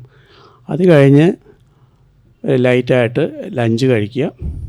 ഇതേമാതിരി ഒരു ബാലൻസ്ഡ് ലഞ്ച്. വൈകുന്നേരം നടക്കാൻ പോവുക. That is time for social interaction. അപ്പോൾ അങ്ങനെ ഒരു ഹെൽത്തി ലൈഫ് സ്റ്റൈല് കൊണ്ടുവരാൻ നോക്കണം എന്നുള്ളതാണ്. പിന്നെ എക്സസൈസ്, ഇപ്പോൾ ഞാൻ നേരത്തെ തന്നെ പറഞ്ഞു റെഗുലർ ഹെൽത്ത് ചെക്കപ്പ് വേണമെന്നുള്ളത്. അതിൻ്റെ കൂടെ തന്നെ മെഡിക്കേഷൻസും, ചിലർ ഷുഗർ നോർമലായി അതോടുകൂടി മരുന്ന് നിർത്തി, അല്ലെങ്കിൽ പ്രഷർ നോർമലായി പിന്നെ മരുന്ന് നിർത്തി. ഈ ഡോക്ടറോട് ചോദിക്കാതെ അതെല്ലാം ചെയ്യുന്നത്, അത് അവോയ്ഡ് ചെയ്യണം. റെഗുലറായിട്ട് മെഡിസിൻസ് കഴിക്കേണ്ടത് കഴിക്കുക. പിന്നെ ഒരു റുട്ടീൻ വയ്ക്കുക. ഇന്ന സമയത്ത് കിടക്കും അല്ലെങ്കിൽ ഇന്ന സമയത്ത് ഉണരും, അതൊരു റുട്ടീൻ വയ്ക്കുക. എല്ലാവർക്കും നേരത്തെ എണീറ്റിക്കാൻ പറ്റിയെന്ന് വരില്ല. അപ്പോൾ അത് എന്തായാലും അവനവൻ്റെ റുട്ടീൻ കൊണ്ട് നടക്കുക. പിന്നെ ഡേഞ്ചർ സൈൻസ് കഴിയുന്നതും നെഗ്ലക്റ്റ് ചെയ്യാതിരിക്കുക. ഇപ്പോൾ അൺഎക്സ്പ്ലെയിൻഡ് ആയിട്ട് കിതപ്പ്, അല്ലെങ്കിൽ വിചാരിച്ച അത്ര ഒരു എനർജി തോന്നുന്നില്ല, അങ്ങനെ ഒരു, അല്ലെങ്കിൽ തലകറക്കം, ഇങ്ങനെയുള്ളതൊക്കെ വരുമ്പോൾ ഉടനെ തന്നെ ഒരു മെഡിക്കൽ ചെക്കപ്പിന് വിധേയനാവുക. ഇതൊക്കെ നല്ല കാര്യങ്ങളാണ്. ഇനിയിപ്പോൾ നമ്മൾ പറയാൻ പോകുന്നത് എക്സസൈസിനെ പറ്റിയിട്ടാണ്. എന്താണ് എക്സസൈസിൻ്റെ കൊണ്ട് ഗുണം നമുക്ക് വെച്ചാൽ, ഇപ്പോൾ നേരത്തെ നമ്മൾ പറഞ്ഞു ഈ ഇൻസുലിൻ റെസിസ്റ്റൻസിനെ പറ്റി പറഞ്ഞു, pre diabetic stage insulin resistance. അപ്പോൾ ഈ എക്സസൈസ് ചെയ്യുമ്പോൾ എന്താണ് സംഭവിക്കുന്നത്? ഈ ഇൻസുലിൻ റെസിസ്റ്റൻസിനെ ഒരു പരിധി വരെ അത് കൺട്രോൾ ചെയ്യും. കാരണം ഈ സെൽസിൻ്റെ റെസിസ്റ്റൻസിനെ കുറയ്ക്കും. So insulin can act with less resistance on the cells. Insulin secretion കൂട്ടുന്നില്ല അത്, പക്ഷേ സെല്ലിൻ്റെ സെൻസിറ്റിവിറ്റി കൂട്ടുകയാണ് ചെയ്യുന്നത്, റെസിസ്റ്റൻസ് കുറയ്ക്കും. പിന്നെ എക്സസൈസ് ചെയ്യുമ്പോൾ നമ്മുടെ മസിൽസ് കൺട്രാക്റ്റ് ചെയ്യണം. ആ കൺട്രാക്റ്റ് ചെയ്യുന്ന മസിൽസിന് ഗ്ലൂക്കോസ് എടുക്കാൻ, അതിനെ മെറ്റബോളൈസ് ചെയ്യാൻ ഇൻസുലിൻ്റെ ആവശ്യമില്ല. അല്ലാതെ തന്നെ directly from the blood stream it can utilise that glucose and make energy. അപ്പോൾ അങ്ങനെ വരും. പിന്നെ നമുക്ക് ആ ഒരു എക്സസൈസ് കൊണ്ട് നമുക്ക് കിട്ടുന്ന കാർഡിയോ വാസ്കുലർ ബെനിഫിറ്റ്, നമ്മുടെ ഹാർട്ടിൻ്റെ പ്രവർത്തനം എഫിഷ്യൻസി കൂട്ടും, സർക്കുലേഷൻ ഇമ്പ്രൂവ് ചെയ്യും, പെരിഫറൽ സർക്കുലേഷനും കാർഡിയക് സർക്കുലേഷനും എല്ലാം ഇമ്പ്രൂവ് ചെയ്യാണ്. അപ്പോൾ ഇതെല്ലാം കാരണം റെസ്പിറേറ്ററി എന്താ പറയുക എഫേർട്ടും ഇമ്പ്രൂവ് ചെയ്യും.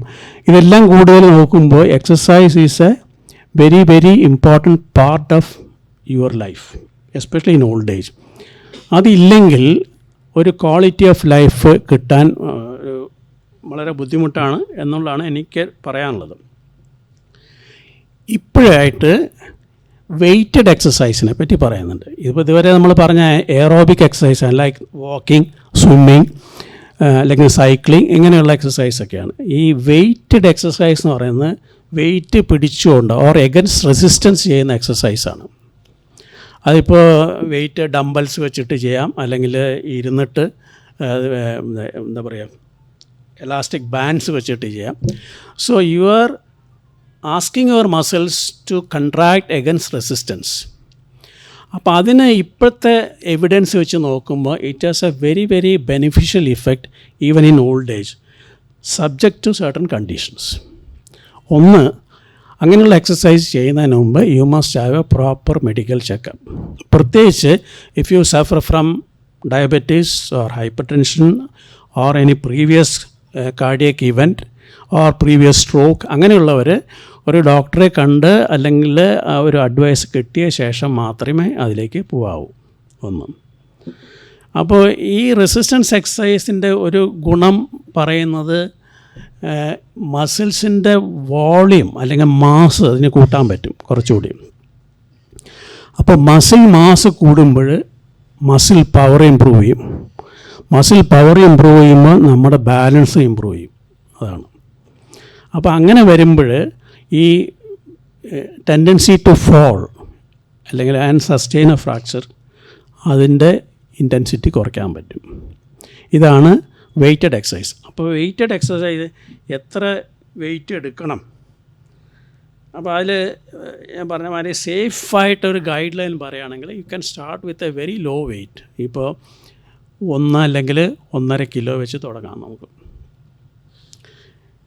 അപ്പോൾ കയ്യിൽ ഒരു ഡമ്പൽ വെച്ചിട്ട് സിമ്പിൾ ബൈസെപ്സ് കേൾസ് അല്ലെങ്കിൽ ലിഫ്റ്റിംഗ് ഇങ്ങനെയുള്ള എക്സസൈസ് ചെയ്തതായിട്ട് ഒരു പറ്റുന്ന അത്രേ 10 തവണ,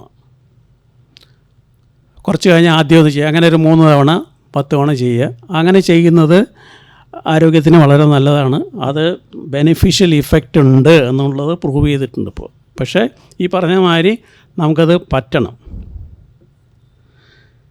വേറൊരു എക്സസൈസ് സ്ക്വാട്ട്സാണ്. ഞാൻ കാണിച്ചു തരാം അതെങ്ങനെയാണ് ചെയ്യേണ്ടതെന്നുള്ളത്.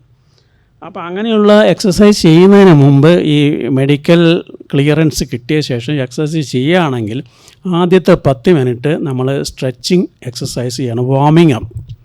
നമ്മുടെ ശരീരത്തിൽ പ്രായമാകുമ്പോൾ ഒരു പ്രശ്നം മസിലുകൾ വേസ്റ്റ് ചെയ്യുക മാത്രമല്ല ചെയ്യുന്നത്, മസിൽ ഫൈബേഴ്സ് ഷോർട്ടാവും.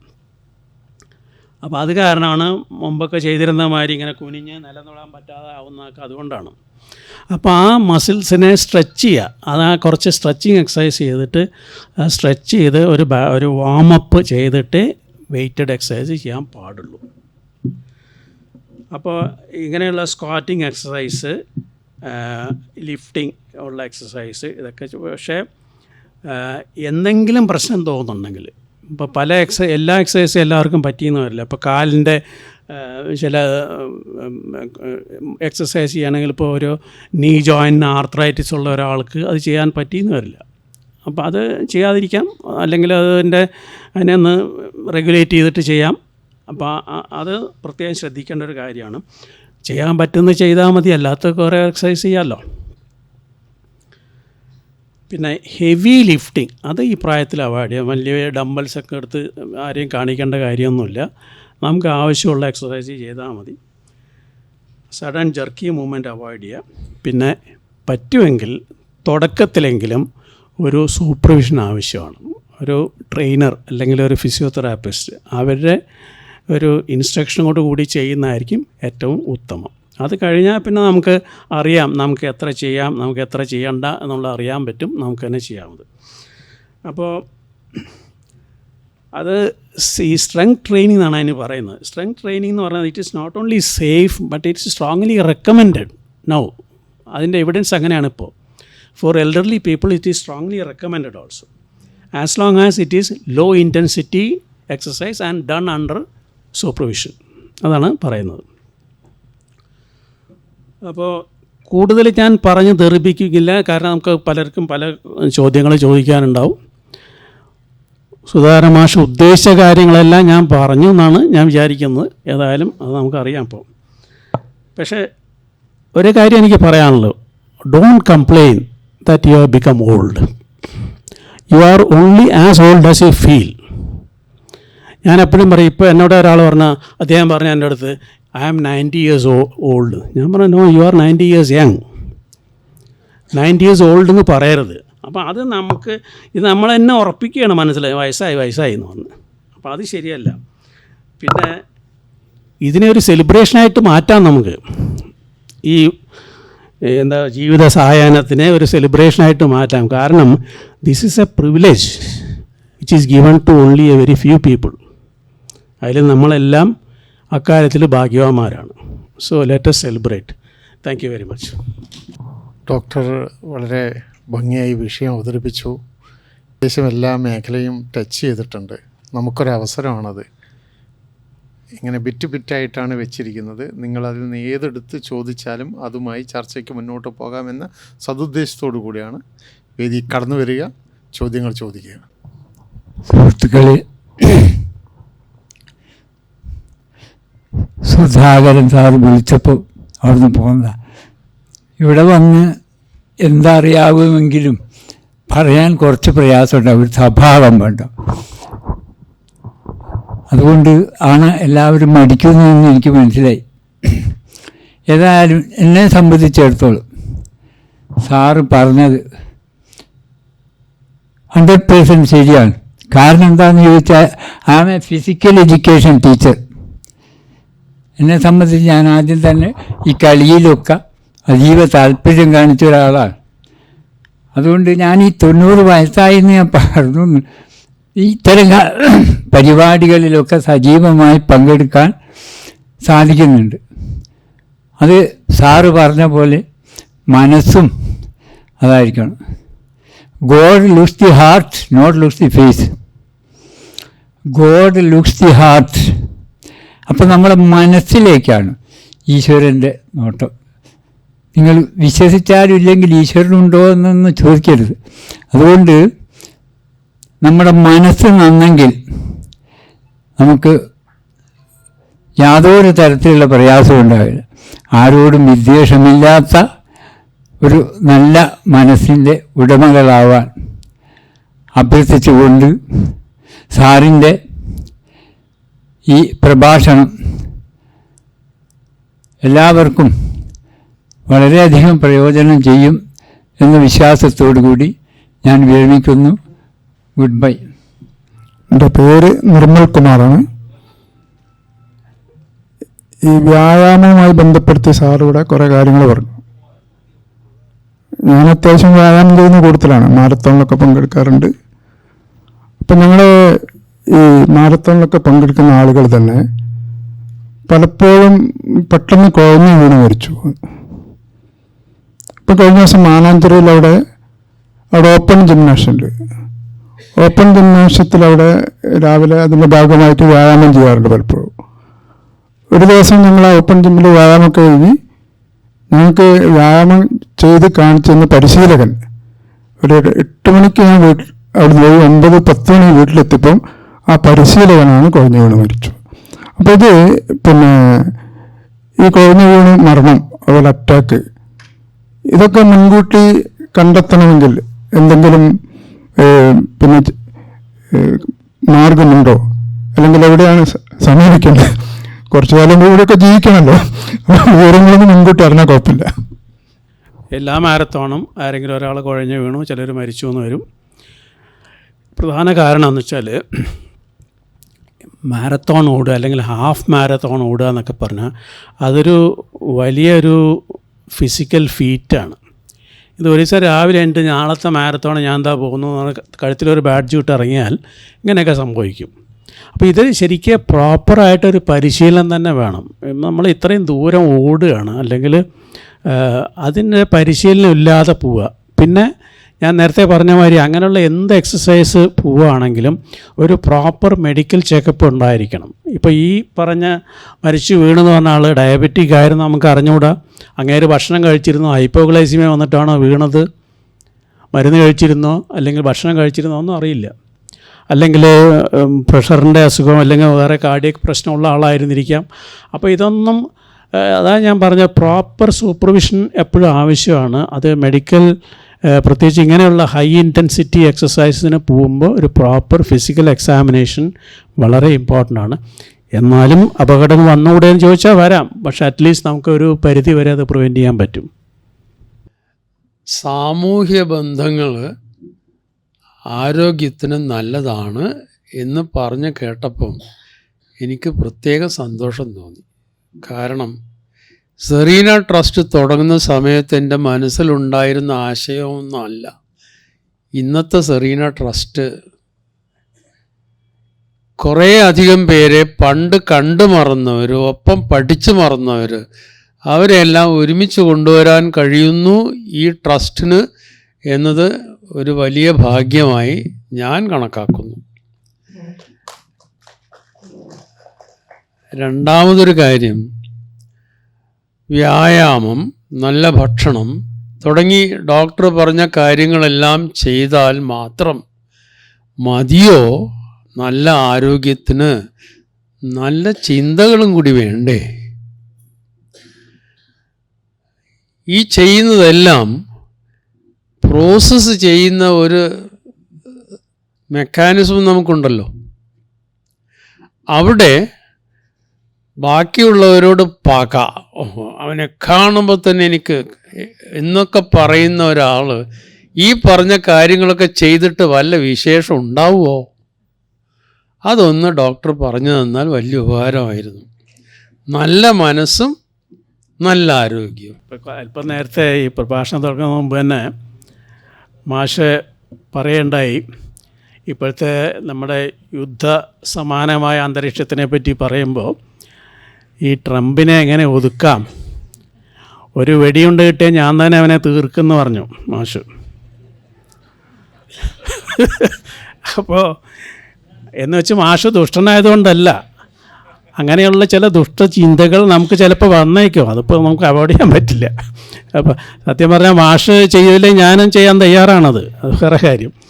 പക്ഷേ പൊതുവേ നമ്മളെല്ലാവരുമായിട്ടും സൗഹൃദം സ്ഥാപിക്കുക, പിന്നെ ചില്ലറ കാര്യങ്ങളൊക്കെ അങ്ങനെ വഴക്കിട്ട് അത് മനസ്സിൽ സൂക്ഷിച്ച് വയ്ക്കുക, അതൊക്കെ അവോയ്ഡ് ചെയ്യാം. നമുക്ക് പലതും ചെയ്യാൻ പറ്റും.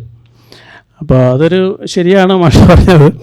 അപ്പോൾ നല്ല ചിന്തകൾ വേണം, ദുർചിന്തകളൊന്നും പാടില്ല എന്നുള്ളതൊക്കെ ഇറ്റ്സ് ഓൾ ഐഡിയൽ സിറ്റുവേഷൻ. പക്ഷേ നമുക്ക് എല്ലായ്പ്പോഴും ഐഡിയൽ സിറ്റുവേഷനിൽ നിന്ന് പ്രവർത്തിക്കാൻ പറ്റിയെന്ന് വരില്ലല്ലോ. കഴിയുന്നത് അതിന് ശ്രമിക്കാം, അത്രേ പറയാൻ പറ്റുള്ളൂ. എൻ്റെ പേര് രാജലക്ഷ്മി. ഒരു ചെറിയ ക്ലാരിറ്റിക്ക് വേണ്ടിയിട്ടാണ്. ഞാനൊരു പോപ്പുലർ മാഗസിനിലൊരിക്കൽ വായിച്ചിട്ടുണ്ട്, നമ്മുടെ ഈ കുടവയറിന് നമ്മുടെ ജീനുമായൊരു ബന്ധമുണ്ട് എന്ന്. അതായത് മുൻപ് അനുഭവിക്കേണ്ടി വന്ന അതികഠിനമായൊരു ഫാമിൻ്റെ ഒരു ഓർമ്മ നമ്മുടെ ജീനിലേക്ക് വരികയും അത് ഡെപ്പോസിറ്റിന് വേണ്ടിയിട്ട്, അത് ശരിയാണോ? ഇപ്പോൾ നമ്മളെ സംബന്ധിച്ചിടത്തോളം അത് നമുക്കത്ര ഗുണകരമായ കാര്യമല്ല. അപ്പോൾ അങ്ങനെ ആ ഒരു സെൻട്രൽ ഒബീസിറ്റി അല്ലെങ്കിൽ അബ്ഡമിനൽ ഒബീസിറ്റി, ഫാറ്റ് അക്യുമുലേഷൻ തീർച്ചയായിട്ടും ഒരു അൺഹെൽത്തി എപ്പിസോഡാണ്. അത് ഭാവിയിൽ നമ്മുടെ ആരോഗ്യത്തിന് കൂടി ഒരു ചൂണ്ടുവിരൽ കാണിക്കുകയാണത്. ഇപ്പോൾ ഞാൻ നേരത്തെ പറഞ്ഞ മാതിരി ഒരു പക്ഷേ you are A pre diabetic എന്ന് പറയുന്നുണ്ട് ആ സമയത്ത്. ഭാവിയിൽ അത് ഫുൾ ബ്ലോൺ ടൈപ്പ് 2 ഡയബറ്റീസ് ആയിട്ട് മാറാനുള്ള സാധ്യതയുണ്ട്. പക്ഷേ ആ വയറ് അങ്ങനെ വെച്ചിരിക്കുന്ന എന്തിനാണ്? നമുക്കത് ഒഴിവാക്കിക്കൂടെ എന്നാണ് നമ്മൾ ആലോചിക്കേണ്ട വിഷയം. അത് ഒഴിവാക്കാൻ നല്ല മാർഗം നമ്മുടെ ഭക്ഷണ രീതി ക്രമീകരിക്കുക, എക്സസൈസ് ചെയ്യുക. ഇതാണ് എൻ്റെ പോകാൻ വഴി. അത്രയേ പറയാൻ പറ്റുള്ളൂ. May be you are right, അതിലെന്തെങ്കിലും ജനറ്റിക് ഇതുണ്ടായിരുന്നിരിക്കാം, അതിൽ വല്ല ഒരു പഴയ ഇംപ്രിൻറ്റ് വല്ലതും ഉണ്ടായിരുന്നോ എന്നുള്ളത് നമുക്ക് പറയാൻ പറ്റില്ല. ഐ ഡോണ്ട് നോ, അതിനെപ്പറ്റി എനിക്ക് പറയാൻ പറ്റില്ല. പക്ഷേ definitely it is something that we have to deal with very very very sincerely. ആദ്യമേ ഡോക്ടറുടെ ഈ വിജ്ഞാനപ്രദമായ ഈ പ്രഭാഷണത്തിന് നന്ദി പറയുന്നു. ഈ വാർദ്ധക്യം എന്നത് ഇപ്പോൾ നാം പറഞ്ഞു കേൾക്കുന്നത് അത് ചില നമ്മുടെ കോശങ്ങൾക്കുണ്ടാകുന്ന മാറ്റങ്ങളും അതിലെ പ്രവർത്തനരാഹിത്യവും ഒക്കെയാണെന്നാണ്. ഈ വാർദ്ധക്യത്തെ സമീപ ഭാവിയിൽ നമുക്ക് ഇല്ലാതാക്കാൻ പറ്റും എന്ന് ഞാൻ എവിടെയോ വായിച്ച് കേട്ടതുപോലെ തോന്നുന്നു. വാർദ്ധക്യം നമുക്ക് ഒഴിവാക്കാൻ പറ്റാവും, അത് ഏകദേശം കുറച്ചുകൂടി കഴിഞ്ഞാൽ അത് ശരിയാവും എന്നുള്ളത്. രണ്ടാമത് നമ്മുടെ ഈ നാനോ ടെക്നോളജി എന്നൊരു അവസ്ഥ. നാനോ ടെക്നോളജി വളർന്നു വന്നാൽ നമുക്ക് ഇന്നത്തെ ഈ ചികിത്സാ രീതിയൊക്കെ മാറുമെന്നും ഈ ചികിത്സാ രീതി തന്നെ മറ്റൊരു രീതിയിലേക്ക് ഈ ഗുളികകളും സാധനങ്ങളും അരിഷ്ടങ്ങളൊന്നും കുടിക്കാതെ തന്നെ മറ്റെന്തോ ടെക്നോളജി ഉപയോഗിച്ചിട്ട് നമുക്ക് എല്ലാ രോഗങ്ങളും മാറ്റാൻ പറ്റും എന്നും ഞാൻ എവിടെയോ വായിച്ചതായിട്ട് തോന്നുന്നു. ഇത് സാറൊന്ന് വിവരിച്ചാൽ കൊള്ളാമെന്നുണ്ട്. ഞാൻ പൊതുവെ പ്രകൃതിയിൽ വിശ്വസിക്കുന്ന ആളാണ്. പ്രകൃതി നിയമങ്ങൾ നമുക്കൊരിക്കലും മറികടക്കാൻ പറ്റില്ല. ഞാൻ നേരത്തെ പറഞ്ഞില്ലേ, ഒരു തളിരിട്ട മാവ് ആ ഇല വീഴും, അത് നമുക്ക് പ്രിവെൻറ്റ് ചെയ്യാൻ പറ്റില്ല. അതുപോലെ തന്നെയാണ് മനുഷ്യൻ്റെ ആരോഗ്യവും. അപ്പോൾ അത് ക്ഷയിക്കണം, അതാണ് അതിൻ്റെ നിയമം. പക്ഷേ നമ്മളിപ്പോൾ ഉദ്ദേശിക്കുന്നത് അത് ഇല്ലാതാക്കുക എന്നുള്ളതല്ല. ഉള്ള കാലം നമ്മുടെ ക്വാളിറ്റി ഓഫ് ലൈഫ് എന്ന് പറയാൻ മലയാളത്തിൽ എങ്ങനെ പറയാൻ എനിക്കറിയില്ല. ആ ക്വാളിറ്റി ഓഫ് ലൈഫോടുകൂടി ജീവിക്കാൻ നോക്കുക എന്നുള്ളതാണ് നമ്മുടെ ഉദ്ദേശം.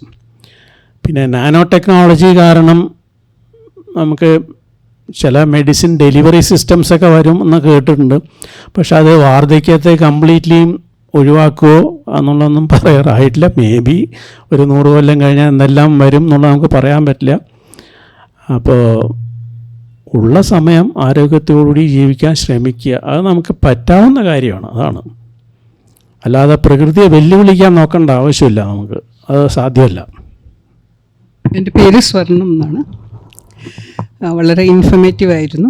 പക്ഷേ എൻ്റെ ഒരു ഫ്രണ്ട് ക്യാൻസർ ട്രീറ്റ്മെൻറ്റിന് വേണ്ടി വെല്ലൂർ മെഡിക്കൽ കോളേജിൽ പോയപ്പോൾ 200 just താഴെയായിരുന്നു sugar.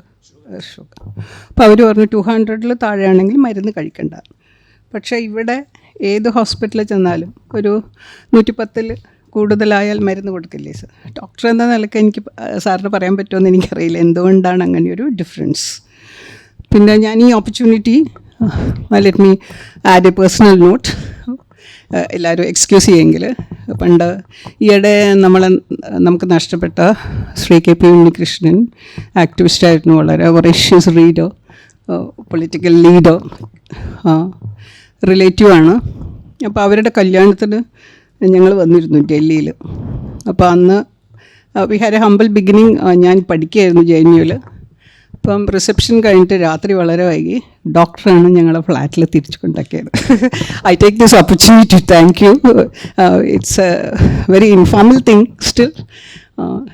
That is in my mind always. You may not be remembering that, but I still remember that. Thank you. 200 milligram sugar എന്ന് പറയുന്നത് കുറച്ചധികം തന്നെയാണ്. അപ്പോൾ as surgeons we are very reluctant to operate when the sugar is very high. കാരണം hyperglycaemia ആ സ്റ്റേറ്റിൽ നമ്മൾ operation ചെയ്താൽ വൂണ്ട് ഹീലിംഗ് അല്ലെങ്കിൽ infection, wound healing problems, infection, അങ്ങനെ പല പ്രശ്നങ്ങളും വരാം. അപ്പോൾ അത് പക്ഷേ ആ ബ്ലഡ് ഷുഗറിനെ നമുക്ക് താഴത്തേക്ക് കൊണ്ടുവരാൻ, ഓപ്റ്റിമൽ ലെവലിൽ എത്തിക്കാൻ അധികം നേരം വേണ്ട. അപ്പോൾ അങ്ങനെ ചെയ്യാവുന്നതേ ഉള്ളൂ. അപ്പോൾ ആരും 200 മില്ലിഗ്രാം റാൻഡം ഷുഗർ വെച്ചിട്ട് ആരും ഓപ്പറേഷൻ അങ്ങനെ സർജിക്കൽ എക്സസൈസ് ചെയ്യാറില്ല. പിന്നെ ഒരു എമർജൻസി സിറ്റുവേഷൻ ആണെങ്കിൽ നമുക്ക് ചെയ്യാം, അപ്പോഴും നമുക്ക് പ്രശ്നമൊന്നുമില്ല. കാരണം ഒരു ഇൻസുലിൻ ഇൻഫ്യൂഷൻ കൊടുത്താൽ നമുക്ക് ആ ബ്ലഡ് ഷുഗറിനെ ഉടനെ നമുക്ക് ഓപ്റ്റിമം ലെവലിലേക്ക് എത്തിക്കാൻ പറ്റും. സോ അത്രയേ ഉള്ളൂ, അതിൽ വേറെ പ്രശ്നമൊന്നുമില്ല. പിന്നെ പ്ലാൻ സർജറി ആണെങ്കിൽ you have all the time in the world to എന്താ പറയുക റെഗുലേറ്റ് യുവർ ബ്ലഡ് ഷുഗർ. അത് മിക്കപ്പോഴും ഇനാഡിക്വേറ്റ് ഡോസ് കൊണ്ടായിരിക്കാം, അല്ലെങ്കിൽ റോങ് ഡ്രഗ് കൊണ്ടായിരിക്കാം. അപ്പോൾ അതൊക്കെ ഒരു ഫിസിഷ്യൻ്റെ സഹായത്തോടുകൂടി അല്ലെങ്കിൽ എൻഡോക്രൈനോളജിൻ്റെ സഹായത്തോടുകൂടി നമുക്ക് ബ്ലഡ് ഷുഗർ റെഗുലേറ്റ് ചെയ്യാൻ പറ്റും. അത് കണ്ടിന്യൂ ചെയ്യാനും പറ്റും. പോസ്റ്റ് ഓപ്പറേറ്റീവ് ഫേസിലും അത് കണ്ടിന്യൂ ചെയ്യാൻ പറ്റും. സോ അത് ഒരു ഹൈപ്പർ ഗ്ലൈസീമിക് സ്റ്റേറ്റിൽ ഒരു നോൺ എമർജൻസി പ്രൊസീജിയർ ചെയ്യേണ്ട ആവശ്യമുണ്ടെന്ന് എനിക്ക് തോന്നുന്നില്ല. Good evening doctor. Good evening all. എനിക്ക് 2 ക്വസ്റ്റ്യൻസ് ഉണ്ട്. നമ്മുടെ ഈ ലൈഫിൽ നമ്മൾ സ്ട്രെസ്ഫുൾ ആയിട്ടുള്ള ലൈഫാണല്ലോ, പ്രത്യേകിച്ച് ഈ കുട്ടികൾക്കും ജോലി ചെയ്യുന്നവർക്കും ഒക്കെ. അപ്പോൾ അത് റെഡ്യൂസ് ചെയ്യാനുള്ള എന്തെങ്കിലും എക്സസൈസസ് ഉണ്ടോ? പിന്നെ ഞാനിങ്ങനെ വായിച്ചിട്ടുണ്ടായിരുന്നു നമ്മുടെ ബോഡിയിൽ ഉണ്ടാകുന്ന ഈ സ്ട്രെസ്സ് കൊണ്ട് ബോഡിയിൽ നമുക്ക് പാച്ചസ് ഒക്കെ അങ്ങനെ വരാനുള്ള ചാൻസ് ഉണ്ട്. അപ്പോൾ അത് അല്ല പാച്ചസ് ആയിട്ട് എന്തെങ്കിലും ചെറിയ ചെറിയ ഡോട്ട്സ് ആയിട്ടൊക്കെ അങ്ങനെ വരാറുണ്ട്, അത് ശരിയാണോ? പിന്നെ എൻ്റെ വേറെ ഡൗട്ട്, ഈ മാനസികമായിട്ട് നമ്മൾ എന്തെങ്കിലും ഒന്ന് വിചാരിച്ചാൽ, ഇപ്പോൾ എനിക്ക് ഒരു മാനസികമായിട്ട് ഒരു അസുഖമുണ്ട്, ഞാനിങ്ങനെ കണ്ടിന്യൂസ് ആയി വിചാരിച്ചു കഴിഞ്ഞാൽ അതങ്ങനെ ആ അസുഖമായി വരുമോ? ഇപ്പോൾ ക്യാൻസർ ഉണ്ടെന്ന് നമ്മൾ വിചാരിച്ചാൽ ക്യാൻസർ നമുക്കുണ്ടായി വരുമോ? അത് ശരിയാണോ? ക്യാൻസർ ഉണ്ടെന്ന് വിചാരിക്കാതിരിക്കുക, അതാണ് എളുപ്പ വഴി. പിന്നെ അങ്ങനെ വിചാരിച്ചാലും അതുകൊണ്ട് ക്യാൻസർ വരില്ല. വരേണ്ടതാണെങ്കിൽ വരും എന്നല്ലാതെ അത് വിചാരിച്ചതുകൊണ്ട് വരുന്ന എനിക്ക് അഭിപ്രായമില്ല. പിന്നെ മാനസിക സംഘർഷം അല്ലേ പറഞ്ഞേ, അത് ഒഴിവാക്കാനുള്ള പണിയാണ് നമ്മളിപ്പോൾ പറഞ്ഞത് നേരത്തെ. അതായത് എപ്പോഴും അതൊരു ഒറ്റയ്ക്ക് ഇരിക്കുമ്പോൾ ആണ് ഇത് കൂടുതൽ വരിക എനിക്ക് തോന്നുന്നത്. ഡിപ്രഷൻ്റെ ഒരു ഭാഗം കൂടിയാണത്. അപ്പോൾ പിന്നെ ചിലത് നമ്മളുടെ തൊഴിലിൻ്റെ ഭാഗമായിട്ടായിരിക്കും. ഇപ്പോൾ കുട്ടികൾക്ക് പരീക്ഷ എന്ന് പറയുന്നത് ഒരു സ്ട്രെസ്സ് തന്നെയാണത്. അത് 1-ാം ക്ലാസ്സിലെ പരീക്ഷ ആയാലും ശരി, 10-ാം ക്ലാസ്സിലെ പരീക്ഷ ആയാലും ശരി, അതൊരു സ്ട്രെസ്ഫുൾ സിറ്റുവേഷനാണ്. അപ്പോൾ ആ സ്ട്രെസ്സ് നമ്മളെല്ലാവരും അനുഭവിച്ചിട്ടുണ്ട്. അത് we will overcome that also. അപ്പോൾ ഞാൻ അവസാനം ഒരു പരീക്ഷ എഴുതി 40 വയസ്സായപ്പോഴാണ്. അന്ന് എനിക്ക് നല്ല സ്ട്രെസ് ഉണ്ടായിരുന്നു. പക്ഷേ എല്ലാ പരീക്ഷയ്ക്കും സ്ട്രെസ്സോടുകൂടിയേ പോയിട്ടുള്ളൂ. പക്ഷേ ആ ഹാളിനകത്ത് കയറി പെണ്ണ് കയ്യിലെടുത്ത് ആ സ്ട്രെസ് അങ്ങ് പോവും. അതാണ് എനിക്ക് വന്നിട്ടുള്ളത്.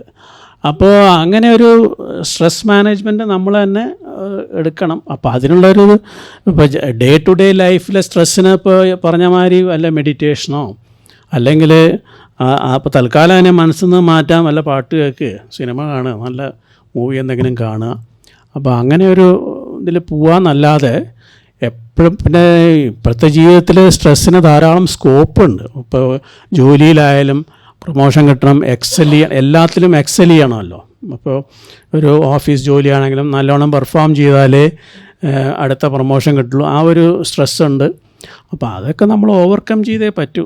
അതിന് നല്ല ഒരു അഭിപ്രായം എനിക്കുള്ളത്, അങ്ങനെയുള്ള സ്ട്രെസ്സുകൾ പോലും എക്സസൈസ് കൊണ്ട് ഒരു പരിധി വരെ മാറ്റാം നമുക്ക്. കാരണം ഈ എക്സസൈസ് ചെയ്യുമ്പോൾ നമ്മുടെ ബ്രെയിനിൽ എൻഡോർഫിൻ എന്ന് പറഞ്ഞ സാധനം റിലീസ് ഉണ്ടാവും. അതാണ് എക്സസൈസിൻ്റെ ഒരു വലിയ ഇത്. You feel good. നമ്മളിപ്പോൾ ഒരു ജിമ്മിൽ പോയി അല്ലെങ്കിൽ വേറെ സ്ഥലത്ത് ഒരു വർക്കൗട്ട് ചെയ്തോ, ഒരു 10-30 മിനിറ്റ് നല്ലൊരു വർക്കൗട്ട് ചെയ്താൽ നമുക്ക് യു ഫീൽ ദാറ്റ് ഒരു സുഖം തോന്നുന്നുണ്ട്. ആ സുഖം ഇതാണ്.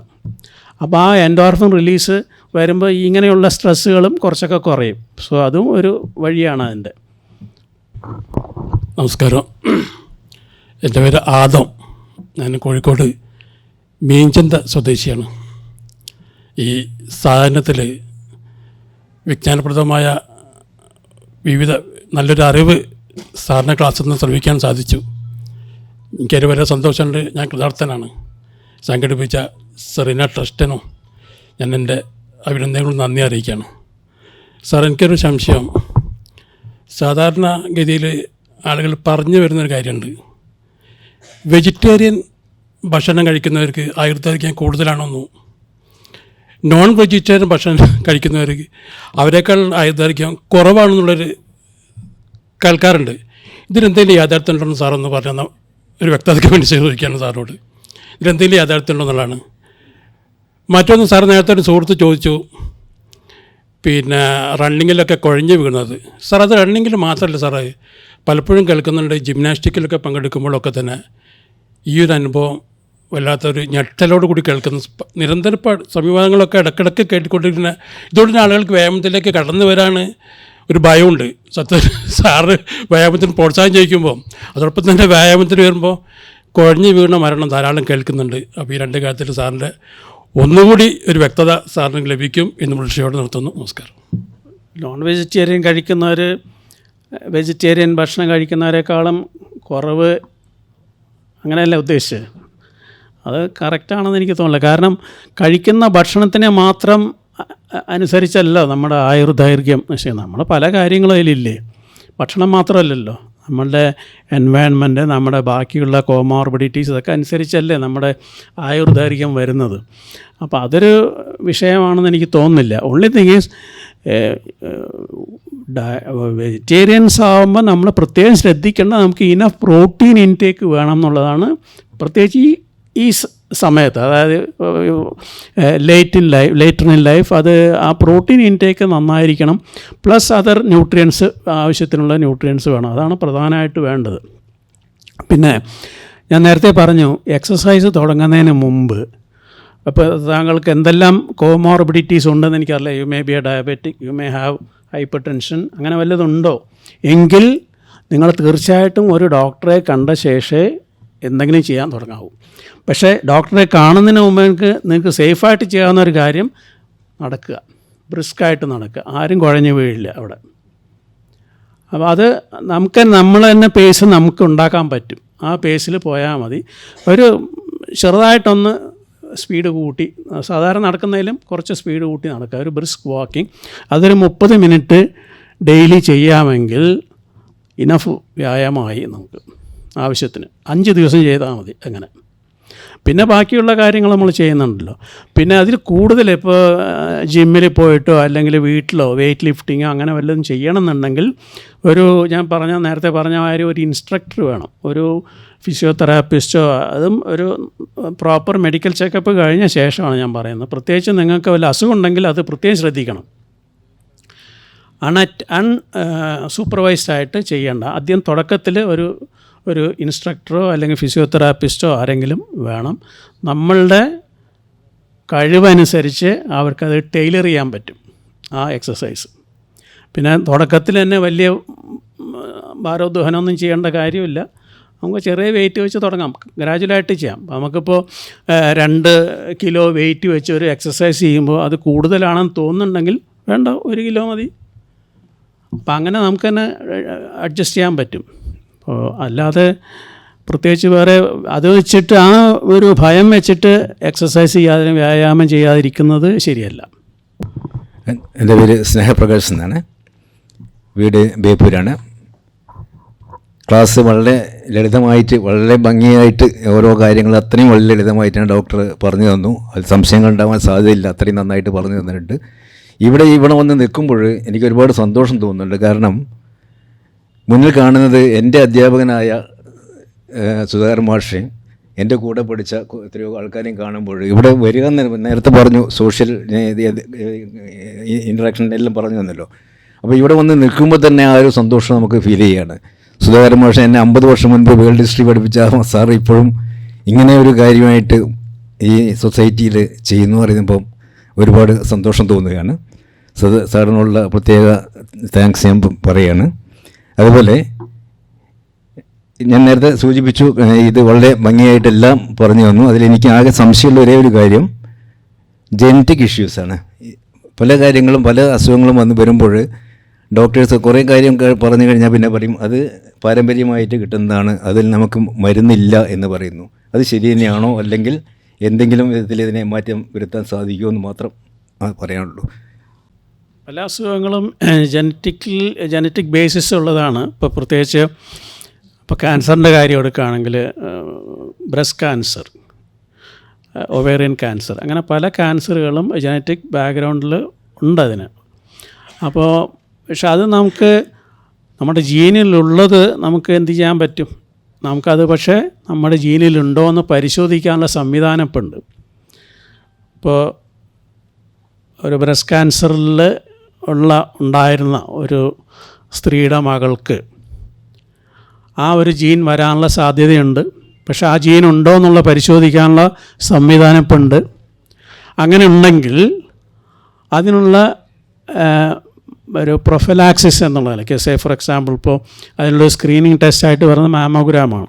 അപ്പോൾ അങ്ങനെയുള്ള ടെസ്റ്റുകൾ കൂടുതൽ നോർമൽ പോപ്പുലേഷൻ ഉള്ളതിനേക്കാളും ഫ്രീക്വൻ്റ് ആയിട്ട് അത് ചെയ്യാനും നേരത്തെ തന്നെ അത് കണ്ടുപിടിക്കാനുള്ള സൗകര്യങ്ങളുണ്ട്.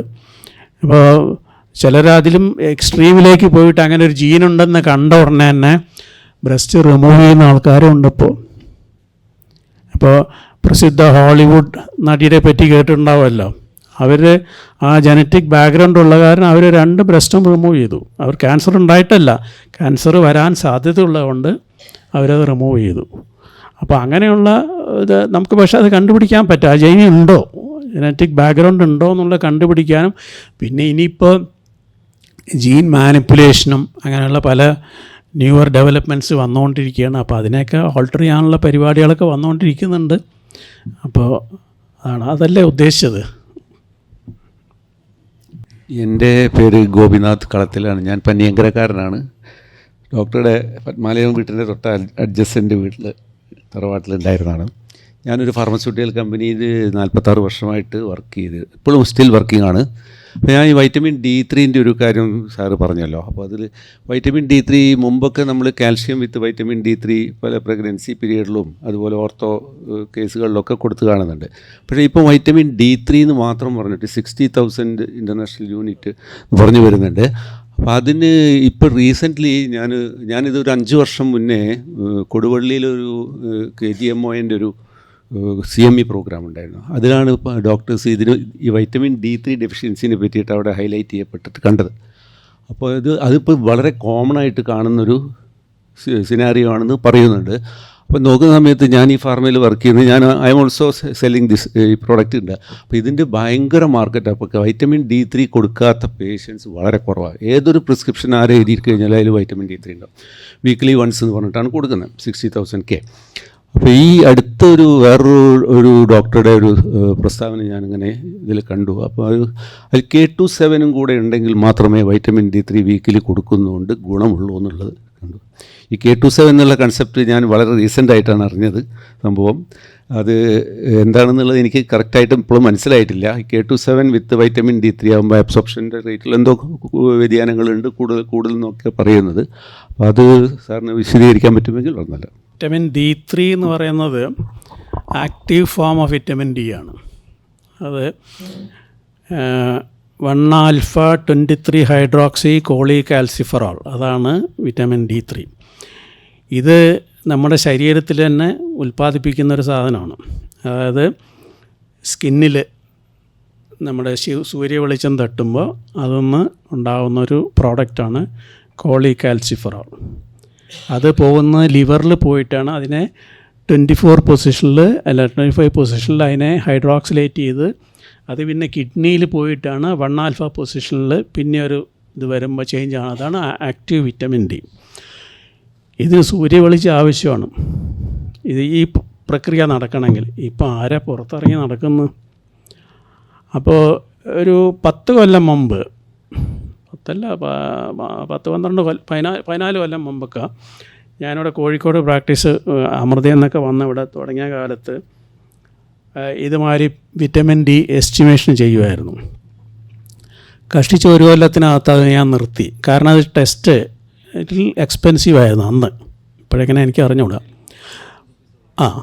അത് എക്സ്പെൻസീവ് ആണെന്ന് മാത്രമല്ല, അയക്കുന്നവരെല്ലാവർക്കും വിറ്റമിൻ ഡെഫിഷ്യൻസി ഉണ്ടായിരുന്നു.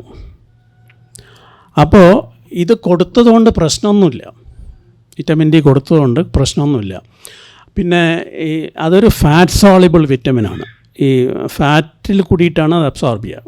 മറ്റേ B കോംപ്ലക്സ് ഒരു വാട്ടർ സോളിബിൾ വിറ്റമിനാണ്. ഫാറ്റ് സോളിബിളാണ് വിറ്റമിൻ Dയും Aയും. അപ്പോൾ ഈ നമ്മുടെ അബ്സോർപ്ഷൻ ക്യാൻ ബി ഇറാറ്റിക് പലപ്പോഴും ആയിട്ട്. പിന്നെ ഈ കൊടുക്കുന്നത് ഈ 60,000 എന്ന് പറയുന്നത് അതൊരു ബൂസ്റ്റർ ഡോസായിട്ടാണ് കൊടുക്കുന്നത്. അത് depending on the amount of deficiency നമുക്ക് 2 ആഴ്ച കൂടുമ്പോഴോ അല്ലെങ്കിൽ 3 ആഴ്ച കൂടുമ്പോഴോ ഒരു ഡോസ് കൊടുത്താൽ മതി. പിന്നെ മുമ്പിലത്തെക്കാളും പല ക്വാളിറ്റീസും ഇപ്പോൾ വിറ്റാമിൻ D3 ആട്രിബ്യൂട്ട് ചെയ്ത് വരുന്നുണ്ട്. ഇപ്പോൾ നേരത്തെ പറഞ്ഞ ഇൻസുലിൻ റെസിസ്റ്റൻസിനെ വരെ അത് ഫേവറബിളായിട്ട് ഇൻഫ്ലുവൻസ് ചെയ്യും എന്നുള്ള റിപ്പോർട്ടും ഉണ്ട് ഇപ്പോൾ. അപ്പോൾ പണ്ടത് vitamin D3 main role mineral metabolism, calcium മെറ്റബോളിസത്തിലാണ്. അവിടെയാണ് അതിൻ്റെ ആക്ഷൻ. ഒന്ന് ടാർഗറ്റ് ഓർഗൻസ് എന്ന് പറഞ്ഞാൽ ഒന്ന് ഇൻറ്റസ്റ്റൈൻ, ഒന്ന് കിഡ്നി, ഒന്ന് ബോൺ. വിറ്റാമിൻ D3 ഉണ്ടെങ്കിലേ ഇൻറ്റസ്റ്റൈനിൽ നിന്ന് കാൽഷ്യം അബ്സോർപ്ഷൻ നടക്കുള്ളൂ. അപ്പോൾ അത് മറ്റേ ബോണിൽ അതിൻ്റെ ആവശ്യമുണ്ട്. ഇപ്പോൾ പക്ഷേ ഇമ്മ്യൂൺ സിസ്റ്റത്തിന് D3 നല്ലതാണെന്ന് പറയുന്നുണ്ട്. ഇപ്പോൾ ഈ ഇൻസുലിൻ റെസിസ്റ്റൻസിന് അത് ഇൻസുലിൻ റെസിസ്റ്റൻസ് കുറച്ചിട്ട് സെൽസിൻ്റെ സെൻസിറ്റിവിറ്റി ടു ഇൻസുലിൻ ഇൻക്രീസ് ചെയ്യും എന്ന് വരെ പറയുന്നുണ്ട്. സോ അതൊരു എസെൻഷ്യൽ ന്യൂട്രിയൻ്റായിട്ട് മാറിയിരിക്കുകയാണ്. അതിപ്പോൾ ഒരു 2 വീക്സ് കൂടുമ്പോൾ 60,000 യൂണിറ്റ്സ് കഴിച്ചുകൊണ്ട് നല്ലതേ വരും, കുഴപ്പമൊന്നും വരില്ല. പിന്നെ പ്രായമാകുന്ന ആൾക്കാരാണെങ്കിൽ അതിൻ്റെ കൂടെ കാൽഷ്യം കഴിക്കുന്നത് നല്ലതാണ്. WHO റെക്കമെൻഡേഷൻ അനുസരിച്ച് ഒരു 1000 milligrams of calcium and 750 units of vitamin D ആണ് ഒരു ദിവസം പറഞ്ഞിട്ടുള്ളത്. ഓസ്റ്റിയോപൊറോസിസ് ഉള്ള ആളാണെങ്കിൽ അതിൽ കൂടുതൽ വേണ്ടി വരും. ഞാൻ നവാസ് പൂനൂർ. ഡോക്ടർ ക്ലാസ് എല്ലാവരും പറഞ്ഞതിൻ്റെ അടിവരായിട്ടാണ്. ഡോക്ടർ ക്ലാസ് വളരെ ഹൃദ്യമായിരുന്നു. 2 സംശയമുള്ളത്, ഒന്ന് ഡോക്ടർ പറഞ്ഞു പിന്നെ നമ്മൾ ആഴ്ച ഒന്നും ചെയ്യുന്നില്ല, വ്യായാമം ചെയ്യാത്ത നമ്മളെപ്പോലുള്ള മടിയന്മാർക്കുള്ള ഒരു കാര്യം ഡോക്ടർ പറഞ്ഞത് 1/2 മണിക്കൂറെങ്കിലും നടക്കുക. × 7 എന്ന് ഞാൻ പ്രതീക്ഷിച്ചത്, പക്ഷേ 32 × 5 എന്ന് പറഞ്ഞു. അപ്പോൾ അത് 5 ദിവസം നടന്നാൽ മതിയോ? അപ്പോൾ 2 ദിവസം നമുക്ക് ലീവ് എടുക്കാവോ എന്നുള്ളതാണ് ഒരു സംശയം. പിന്നെ ഞാൻ 7 ദിവസം നടക്കുന്നുണ്ട്. അപ്പോൾ രണ്ടാമത്തെ കാര്യം, പിന്നെ ഈ ഡയബറ്റിക്സ് വരാൻ ഒരു ഏജ് ലിമിറ്റ് ഉണ്ടോ എന്നുള്ളതാണ് ഒരു സംശയം. അപ്പോൾ 1 വയസ്സ് വരെ വരും. കാരണം നമ്മളൊക്കെ 17ലേക്ക് എത്താൻ പോവുക. 17ാമത്തെ വയസ്സാണ് അടുത്ത ഒക്ടോബറിലെ. അപ്പോൾ 17 വയസ്സാവുകയാണ്. അപ്പോൾ ഇനി വരാൻ ഞാൻ അറബി എഴുതുന്നതുകൊണ്ട് തല തിരിച്ച് എഴുതിപ്പോയതാണ്. നമ്മൾ സാധാരണ അറബി പഠിക്കുമ്പോൾ തല എടുത്തുന്ന വലത്തോട്ടല്ലേ, അതുകൊണ്ട് അങ്ങനെ പറഞ്ഞു പോയതാണ്. അപ്പം അങ്ങനെ വരാൻ സാധ്യതയുണ്ടോ, ഏതെങ്കിലും ഏജ് ലിമിറ്റ് ഉണ്ടോ എന്നുള്ളതാണ് അടുത്തൊരു സംശയം. പിന്നെ എല്ലാ വർഷവും മെഡിക്കൽ ചെക്കപ്പ് നല്ലതാണെന്ന് ഡോക്ടർ പറഞ്ഞു, റൊട്ടീൻ ചെക്കപ്പ് നല്ലതാണെന്ന് ഡോക്ടർ പറഞ്ഞു. അപ്പോൾ അങ്ങനെ ചെക്ക് ചെയ്താൽ എല്ലാ വർഷവും ചെക്ക് ചെയ്യുമ്പോൾ എന്തെങ്കിലും അസുഖം ഇല്ലാതിരിക്കും ഈ പ്രായത്തിലൊക്കെ നമുക്ക്. അപ്പോൾ പിന്നെ നമ്മൾ അതിൻ്റെ ടെൻഷനാവുന്നതിനേക്കാൾ നല്ലത് വല്ലതും വരുമ്പോൾ ചെക്ക് ചെയ്താൽ മതിയോ എന്നുള്ളതാണ് പിന്നെ 3ാമത്തെ സംശയം. പിന്നെ ഒരു ചെറിയ റിക്വസ്റ്റ് ഉള്ളത്, നമ്മൾക്ക് മുട്ട കഴിക്കണം എന്ന് പറഞ്ഞല്ലോ, ദിവസം എത്ര മുട്ട കഴിക്കാം? എൻ്റെ ഭാര്യ എനിക്കൊരു മുട്ട, ഞാൻ 2 മുട്ട ചോദിച്ചിട്ട് തരുന്നില്ല ഡോക്ടർ. അപ്പോൾ അതിന് എത്ര കഴിക്കാമെന്നുള്ളതൊന്ന് പറഞ്ഞു തന്നാൽ എനിക്കത് റെക്കോർഡ് ചെയ്യണമെന്നുണ്ട്. അപ്പോൾ അത് ഡോക്ടർ പറയുന്നതിൻ്റെ മറുപടി ഞാൻ റെക്കോർഡ് ചെയ്യും. കാരണം എനിക്ക് രണ്ട് ബുഡ്സായി കിട്ടിയാലേ എനിക്ക് മനസ്സമാധാനമുള്ളൂ, സത്യം പറയാം. പക്ഷേ എനിക്ക് ഒന്നേ തരുന്നുള്ളൂ, സത്യം. അതുകൊണ്ട് ഒരു കാര്യം കൂടി. പിന്നെ ഓഫ് ദ റെക്കോർഡ് ഒരു കാര്യം പറയാനുള്ളത്, ഇപ്പോൾ സ്വർണത്തിനൊക്കെ വലിയ വിലയാണ്. അപ്പോൾ പിന്നെ എന്താ പറയാൻ പറ്റും പറഞ്ഞാൽ സിമിസ് വന്നിട്ടില്ല കേട്ടോ. പിന്നെ ഇവിടെ സ്വർണം എന്ന് പറഞ്ഞ ഒരു സഹോദരി ഡോക്ടർ പണ്ടൊരു ലിഫ്റ്റ് കൊടുത്തത് പറഞ്ഞു. അപ്പോൾ അത് പെട്രോളിനൊക്കെ വലിയ വിലയാണ്, സ്വർണത്തിൻ്റെ വില പോലെ തന്നെ പെട്രോളിന് വലിയ വിലയാണ്. അപ്പോൾ ഡോക്ടർക്ക് പൈസ കൊടുത്താൽ തിരക്കില്ല എന്നുള്ള, പണ്ട് ഡൽഹിയിലൊക്കെ കൊണ്ടുവിടാന്ന് പറയുന്നത് വലിയ സംഘടനയാണല്ലോ. അപ്പോൾ അത് കൊടുത്താൽ തിരക്കില്ല എന്നുള്ളൊരു അഭിപ്രായം. അപ്പോൾ ഞാൻ സുധാകരൻ മാസ്റ്ററെ ശിഷ്യനല്ല, ക്ലാസ്സിലിരുന്നിട്ടില്ല, പക്ഷേ ശിഷ്യനാണ്. എൻ്റെ അടുത്ത് ഒരാൾ ചോദിച്ചത് മാഷ ക്ലാസ്മേറ്റ് ആണെന്നാണ്. അപ്പോൾ അത് വലിയ സങ്കടമായി എന്നുകൂടി. നമ്മുടെ പോപ്പുലേഷനിൽ ഡയബറ്റീസ് ഇപ്പോൾ ഒരാൾക്ക് വരുന്നതിൽ അത്ഭുതമൊന്നുമില്ല. ഇപ്പോൾ ജനറ്റിക് ഫാക്ടേഴ്സ് ഉണ്ട്, അതില്ലാത്തവർക്കും വരാം. പക്ഷേ ഇത് ഒരു 6 മാസം കൂടുമ്പോൾ ഒരു ടെസ്റ്റ് ചെയ്യുന്നതുകൊണ്ട് നമുക്ക് എളുപ്പം മനസ്സിലാക്കാവുന്നതേ ഉള്ളൂ. ഇപ്പോൾ ഒരു ഫാസ്റ്റിംഗ് ബ്ലഡ് ഷുഗറും ഒരു HbA1cയും ഒരു 6 മാസം കൂടുമ്പോൾ ഒരിക്കൽ ചെയ്യുന്നതുകൊണ്ട് അങ്ങനെ വരാൻ സാധ്യതയുള്ള ആളാണെങ്കിൽ തീർച്ചയായിട്ടും അത് ചെയ്താൽ അതറിയാൻ പറ്റും നമുക്ക്. അത് അറിഞ്ഞു കഴിഞ്ഞാൽ നമുക്കത് ട്രീറ്റ് ചെയ്യാനും പറ്റും. പിന്നെ വേറെ എന്താ അടുത്തൊരു ക്വസ്റ്റ്യൻ ചോദിച്ച്, എഗ്ഗിൻ്റെ വരട്ടെ, അതിന് മുമ്പ് എന്തോന്ന് ചോദിച്ചു. നടക്കുന്നത് 5 ദിവസം എന്ന് പറഞ്ഞ മിനിമമാണ് പറഞ്ഞത്. 6 ദിവസം അല്ല 7 ദിവസം നടന്നാൽ ഒരു കുഴപ്പമില്ല, സുന്ദരമായിട്ട് നടന്നോളൂ, കുഴപ്പമില്ല. അപ്പോൾ അത് നല്ല കാര്യം തന്നെ. പിന്നെ മുട്ട, എൻ്റെ അഭിപ്രായത്തിൽ പറയുകയാണെങ്കിൽ നമ്മൾ ഒരു മുട്ട ഒരു ദിവസം കഴിക്കുന്നതുകൊണ്ട് ഒരു കുഴപ്പമില്ല. അത് ആരെന്ത് പറഞ്ഞാൽ ശരി. കാരണം ഈ മുട്ടയിൽ ഫസ്റ്റ് ക്ലാസ് പ്രോട്ടീനാണ് ഉള്ളത്. ഒരു മുട്ടയിൽ 6 ഗ്രാമാണ് പ്രോട്ടീൻ അപ്രോക്സിമേറ്റ്ലി. അപ്പോൾ 2 മുട്ട കഴിക്കുമ്പോൾ ഏകദേശം 12-13 ഗ്രാം പ്രോട്ടീൻ അവിടെ കിട്ടും. അതിൽ വില്ലൻ ആരാന്ന് ചോദിച്ചാൽ പലരും പറയും അതിലും യോക്കാണ്, അത് കൊളസ്ട്രോളാണ് അതിലെ വില്ലൻ. അപ്പോൾ ഈ കൊളസ്ട്രോളിനെ പറ്റി ഇത്ര പേടിക്കേണ്ട കാര്യമൊന്നുമില്ല. ഇത് ഒരു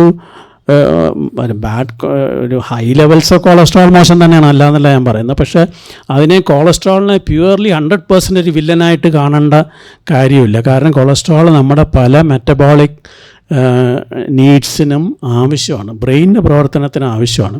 ഈ പറഞ്ഞ വിറ്റമിൻ ഡി നമ്മുടെ ശരീരത്തിൽ ഉണ്ടാക്കണമെങ്കിൽ കൊളസ്ട്രോൾ വേണം, കാരണം അതിൻ്റെ ബേസ് അതാണ്. അപ്പോൾ അങ്ങനെ ഇതുണ്ട്. പക്ഷേ നിങ്ങൾ 2 മുട്ട കഴിക്കുന്നതുകൊണ്ട് കുഴപ്പമൊന്നുമില്ല. പക്ഷേ പേടി എന്താ അതിൽ, കൊളസ്ട്രോൾ കൂടുമെന്നുള്ളത്. എക്സസൈസ് ചെയ്തോളൂ, വേറെ പ്രശ്നമൊന്നുമില്ല. അപ്പം ഞാൻ എത്രയോ ദിവസം 2 മുട്ട കഴിക്കാറുണ്ട്, റെഗുലറായിട്ടല്ല, കഴിച്ച ദിവസങ്ങളുണ്ട്. പക്ഷേ അതിനെപ്പറ്റി ഞാൻ പറയാറില്ല, കാരണം ഞാനപ്പോൾ അതിനെ കണക്കാക്കി ഞാൻ എക്സസൈസ് ചെയ്യാറുണ്ട്. സോ അതൊരു പ്രശ്നമല്ല. വേറെ എന്തോ ഒരു ചോദ്യം കൂടി ഉണ്ടായിരുന്നു. അതെ. പിന്നെ നമ്മൾ അസുഖം അറിയുമല്ലോ, അതറിഞ്ഞാൽ അതൊരു ടെൻഷൻ ആവില്ല എന്ന് വെച്ചാൽ ടെസ്റ്റ് ചെയ്യാതിരിക്കേണ്ട കാര്യമല്ല. കാരണം പല അസുഖങ്ങളും നേരത്തെ അറിയുന്നതാണ് നല്ലത്. കാരണം ക്യൂറബിൾ ആയിരിക്കും അപ്പോൾ പലതും, ഇൻക്ലൂഡിങ് സർട്ടൺ ക്യാൻസേഴ്സ്. അപ്പോൾ നമ്മൾ അത് വെച്ചിട്ട് അയ്യോ എനിക്ക് അത് ക്യാൻസർ ആയാലോ എന്ന് ചോദിച്ച് മിണ്ടാതിരിക്കുന്നതിൽ അർത്ഥമില്ല. Early diagnosis always better. എൻ്റെ പേര് ഹബീബ് കുഴപ്പത്തൊടി. ഞാൻ ആദ്യമായിട്ട് സാറിനും അതിന് ശേഷം സാറിനും അങ്ങേയറ്റത്തെ നന്ദി രേഖപ്പെടുന്നു. എനിക്ക് പിന്നെ എന്നെ കണ്ടാൽ പ്രായം ശരീരത്തിൽ തോന്നുന്നു, പക്ഷേ ഇന്നേ വരെ മനസ്സിന് വാർദ്ധക്യം ബാധിച്ചിട്ടില്ല എന്നുള്ളതാണ് എൻ്റെ ഏറ്റവും വലിയ ആശ്വാസം. അപ്പോൾ ഞാൻ എൻ്റെ മകൻ പിന്നെ കുസാറ്റിൽ പഠിക്കുന്ന സമയത്ത് ഇടയ്ക്കിടയ്ക്ക് അവിടെ പോകാറുണ്ട്. അപ്പോൾ എൻ്റെ സർക്കിളിൽപ്പെട്ട എൻ്റെ സൗഹൃദം എന്ന് പറഞ്ഞിട്ടുണ്ടെങ്കിൽ എൻ്റെ മാത്രം സമുദായത്തിൽപ്പെട്ടവരല്ല, എല്ലാ വിഭാഗത്തിൽപ്പെട്ടവരുണ്ട്. അപ്പോൾ ഒരു പ്രാവശ്യം എൻ്റെ പിന്നെ മാധ്യമമാണ് വീട്ടിൽ ഇട്ടിരുന്നുകൊണ്ടിരുന്നത്, മാധ്യമ പത്രം. അപ്പോൾ തൊട്ട് മുമ്പ് തന്നെ സ്കൂളിൽ അവിടെ 5 പത്രം വരും, പിന്നെ മാതൃഭൂമി, മനോരമ, ദേശാഭിമാനി, പിന്നെ ഒരു ഇംഗ്ലീഷ് പത്രവും, പിന്നെ ചന്ദ്ര. അപ്പോൾ ഞാൻ 7 മുതൽ 8 വരെ അത് വായിക്കലാണ്. അപ്പോൾ അതിൽ ആദ്യം തന്നെ നോക്കൽ ഇന്നത്തെ പരിപാടി. അപ്പോൾ ഞാൻ മാധ്യമം നിർത്തി, അവിടെ ഉണ്ടല്ലോ എന്ന് വിചാരിച്ച് നിർത്തി. അപ്പോൾ ഇയാൾ അന്തങ്ങൾ മാധ്യമം നിർത്തി. അപ്പോൾ മൂപ്പര് ഞാൻ ജമാഅത്തിൻ്റെ ആളാണ്. അപ്പോൾ ഞാൻ പറഞ്ഞാൽ അതിൽ ഇന്നത്തെ സിനിമ എന്നുള്ള കോളമില്ല എന്ന് പറഞ്ഞു ഞാൻ. അപ്പോൾ അപ്പോൾ എല്ലാം അങ്ങനെ കഴിഞ്ഞ്. പിന്നെ എന്നോട് എല്ലാവരോടും എൻ്റെ സർക്കിളിൽപ്പെട്ടവരോട് എല്ലാവരോടും ഞാൻ പറയാറുള്ളത്, നിങ്ങളിപ്പം പിന്നെ സാറ് പറഞ്ഞു അപ്പം നമുക്കറിയില്ല അപ്പം എവിടെ വെച്ചിട്ടാണ് നമ്മളെ പിന്നെ ഫീസ് വരാന്നുള്ളത്. ദൈവത്തിൻ്റെ പറയാം. യാത്രയിലായിരിക്കും ചിലപ്പോൾ സ്വിമ്മിങ്. ചിലപ്പം എൻ്റെ ഒരു സുഹൃത്തിൻ്റെ ഭാര്യ ഇപ്പോൾ കഴിഞ്ഞ ആഴ്ച ഡോക്ടറാണ്, നിങ്ങൾ പത്രത്തിൽ വായിച്ചിട്ടുണ്ടാവും, രാത്രി പോയി കിടന്നാൽ രാവിലെ വിളിച്ചിട്ട് എണീക്കുന്നില്ല എന്ന് പറഞ്ഞു. അതേമാതിരി തന്നെ നമ്മളെ പ്രൊഫസർ ഷുക്കൂർ സാഹിബ്, നജ്മാൻ്റെ ഉപ്പ, അതേമാതിരി തന്നെയാണ്. എൻ്റെ ഫാദർ വേറൊരു അടുത്ത സുഹൃത്ത് ഇങ്ങനെയാണ് മരിച്ചതെന്ന് പറഞ്ഞിട്ട് കല്ലെടുക്കാൻ വേണ്ടി കുമ്പിട്ടതാന്ന് പറഞ്ഞ് കാണിച്ചത് തന്നെ ഫാദറുമാണ്.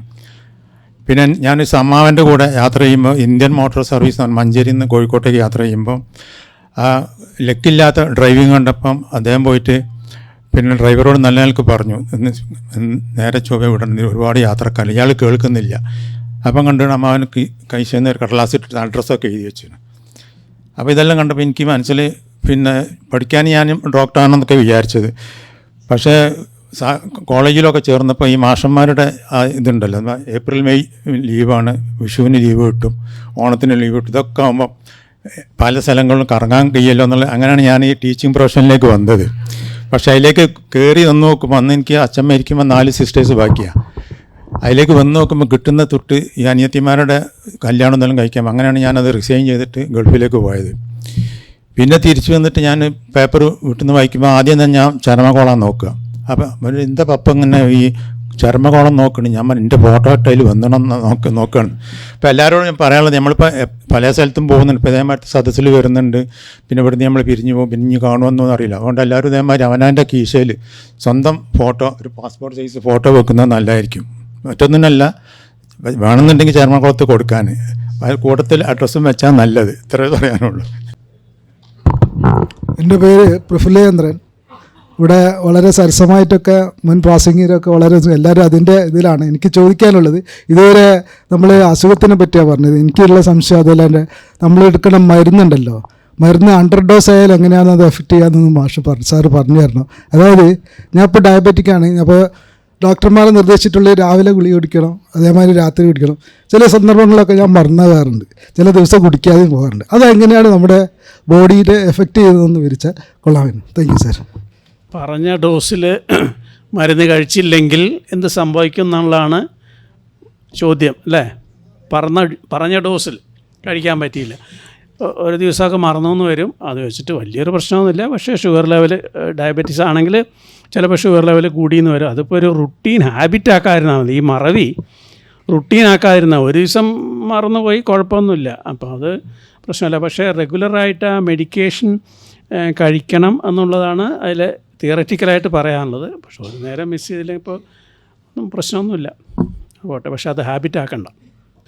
സംശയം തോന്നുന്നുണ്ടെങ്കിൽ അതിൻ്റെ ചില സിംറ്റംസ് കാണുമല്ലോ നമുക്ക്. അതായത് ദാഹം, അതിയായ ദാഹം, കൂടുതൽ നേരം രാത്രിയെല്ലാം പ്രത്യേകിച്ച് ഇങ്ങനെ ഇടയ്ക്കിടയ്ക്ക് ടോയ്ലറ്റിൽ പോയി യൂറിനേറ്റ് ചെയ്യേണ്ടി വരിക, അങ്ങനെയുള്ള പിന്നെ വിശപ്പ്, അതിയായ വിശപ്പ്, അങ്ങനെയൊക്കെ വരുമ്പോൾ ഒരു ബ്ലഡ് ഷുഗർ ടെസ്റ്റ് ചെയ്യുക. ഒരു ഫാസ്റ്റിംഗ് ബ്ലഡ് ഷുഗർ വെച്ച് ഒരു HbA1c കൂടി നോക്കിയാൽ കുഴപ്പമൊന്നുമില്ല. അത് വേണമെങ്കിൽ അങ്ങനെ ബോർഡർ ലൈൻ ആണെങ്കിൽ ഇപ്പോൾ പ്രീ ഡയബറ്റിക് എന്നൊരു കണ്ടീഷനുണ്ട്. അതായത് നമ്മളിപ്പോൾ blood sugar, fasting blood sugar എടുക്കുകയാണെങ്കിൽ ഇറ്റ് ഷുഡ് ബി, ഇപ്പോഴത്തെ സ്റ്റാൻഡേർഡിൽ it should be below 100 milligram.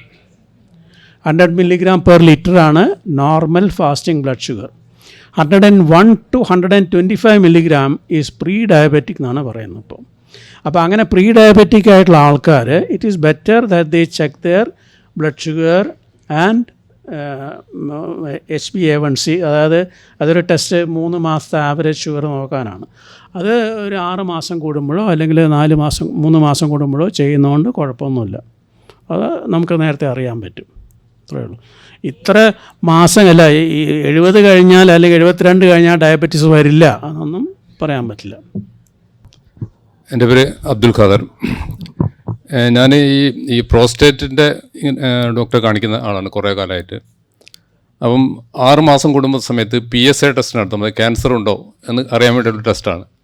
അപ്പോൾ കഴിഞ്ഞ 1 മാസം മുമ്പ് ഡോക്ടറെ കാണിച്ച സമയത്ത് ഡോക്ടർ പറഞ്ഞു ഈ PSA ടെസ്റ്റ് നടത്തിയത് കൊണ്ടൊന്നും ക്യാൻസർ വരാതിരിക്കില്ല. കാരണം അങ്ങനെ അയാൾ ഉദാഹരണം പറഞ്ഞു.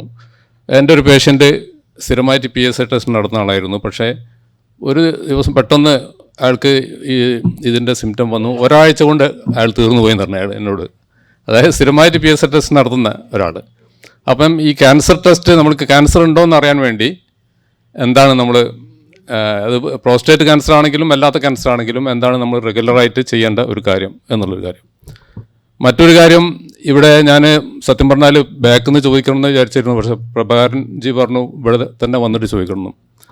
ആരും ഇവിടെ, ഞാൻ കുറച്ച് ലേറ്റായിട്ട് വന്നിട്ടുണ്ട്. നമ്മൾ ഈ ജീവിതം ഇങ്ങനെ വളരെ സായാഹ്നത്തിൽ വളരെ സുന്ദരമാക്കാൻ വേണ്ടി നമ്മുടെ ഈ ദാമ്പത്യ ജീവിതം എത്രത്തോളം ശക്തമാക്കണമോ അല്ലെങ്കിൽ കുറച്ചുകൂടി ദുർബലമാക്കണമോ എന്നുള്ള ഒരു കാര്യം കൂടി ഒന്ന് അറിഞ്ഞെത്തണം.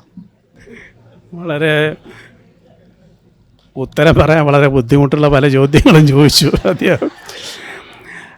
അതേ ഈ പ്രോസ്റ്റേറ്റിൻ്റെ കാര്യം, ഇപ്പോൾ ഈ PSA എന്ന് പറയുന്ന ഒരു പ്രോസ്റ്റേറ്റ് ക്യാൻസറിൻ്റെ ഒരു ടെസ്റ്റായിട്ട്, പക്ഷേ അത് റുട്ടീനായിട്ട് ചെയ്യുന്നത് പണ്ട് ചെയ്തിരുന്നു ഒരു സ്ക്രീനിങ് ടെസ്റ്റായിട്ട്. ഇപ്പം അത് ചെയ്യാറില്ല. കാരണം അത് എന്തായാലും ഒരു പ്രായം കഴിയുമ്പോൾ PSA ലെവൽസ് കൂടുതലായിരിക്കും. അപ്പോൾ അത് വെച്ച് മാത്രം ഒരു ക്യാൻസറിൻ്റെ ഇത് എന്ന് പറയാൻ പറ്റില്ല. വേറെ അതിൻ്റെ ക്ലിനിക്കൽ പ്രസൻറ്റേഷനും ഒക്കെ നോക്കിയിട്ട്. പക്ഷേ ഒരു പ്രോസ്റ്റേറ്റ് ക്യാൻസർ ഉള്ള ഒരാൾക്ക് അതിൻ്റെ ട്രീറ്റ്മെൻറ്റ് പ്രോഗ്രഷൻ എങ്ങനെയാണെന്ന് അറിയാൻ അതൊരു വാല്യുബിൾ ടെസ്റ്റാണ്, അത് ചെയ്യാം. അല്ലാതെ റുട്ടീനായിട്ട് എല്ലാ 3 മാസം കൂടുമ്പോഴും ഒരു 70 വയസ്സ് കഴിഞ്ഞ ഒരാൾ, 60 വയസ്സ് കഴിഞ്ഞ ഒരാൾ PSA ടെസ്റ്റ് ചെയ്യണം എന്നുള്ളത് ഇപ്പോൾ അത് സയൻറ്റിഫിക്കായിട്ട് ആരും അക്സെപ്റ്റ് ചെയ്യുന്ന ഒരു കാര്യമല്ല.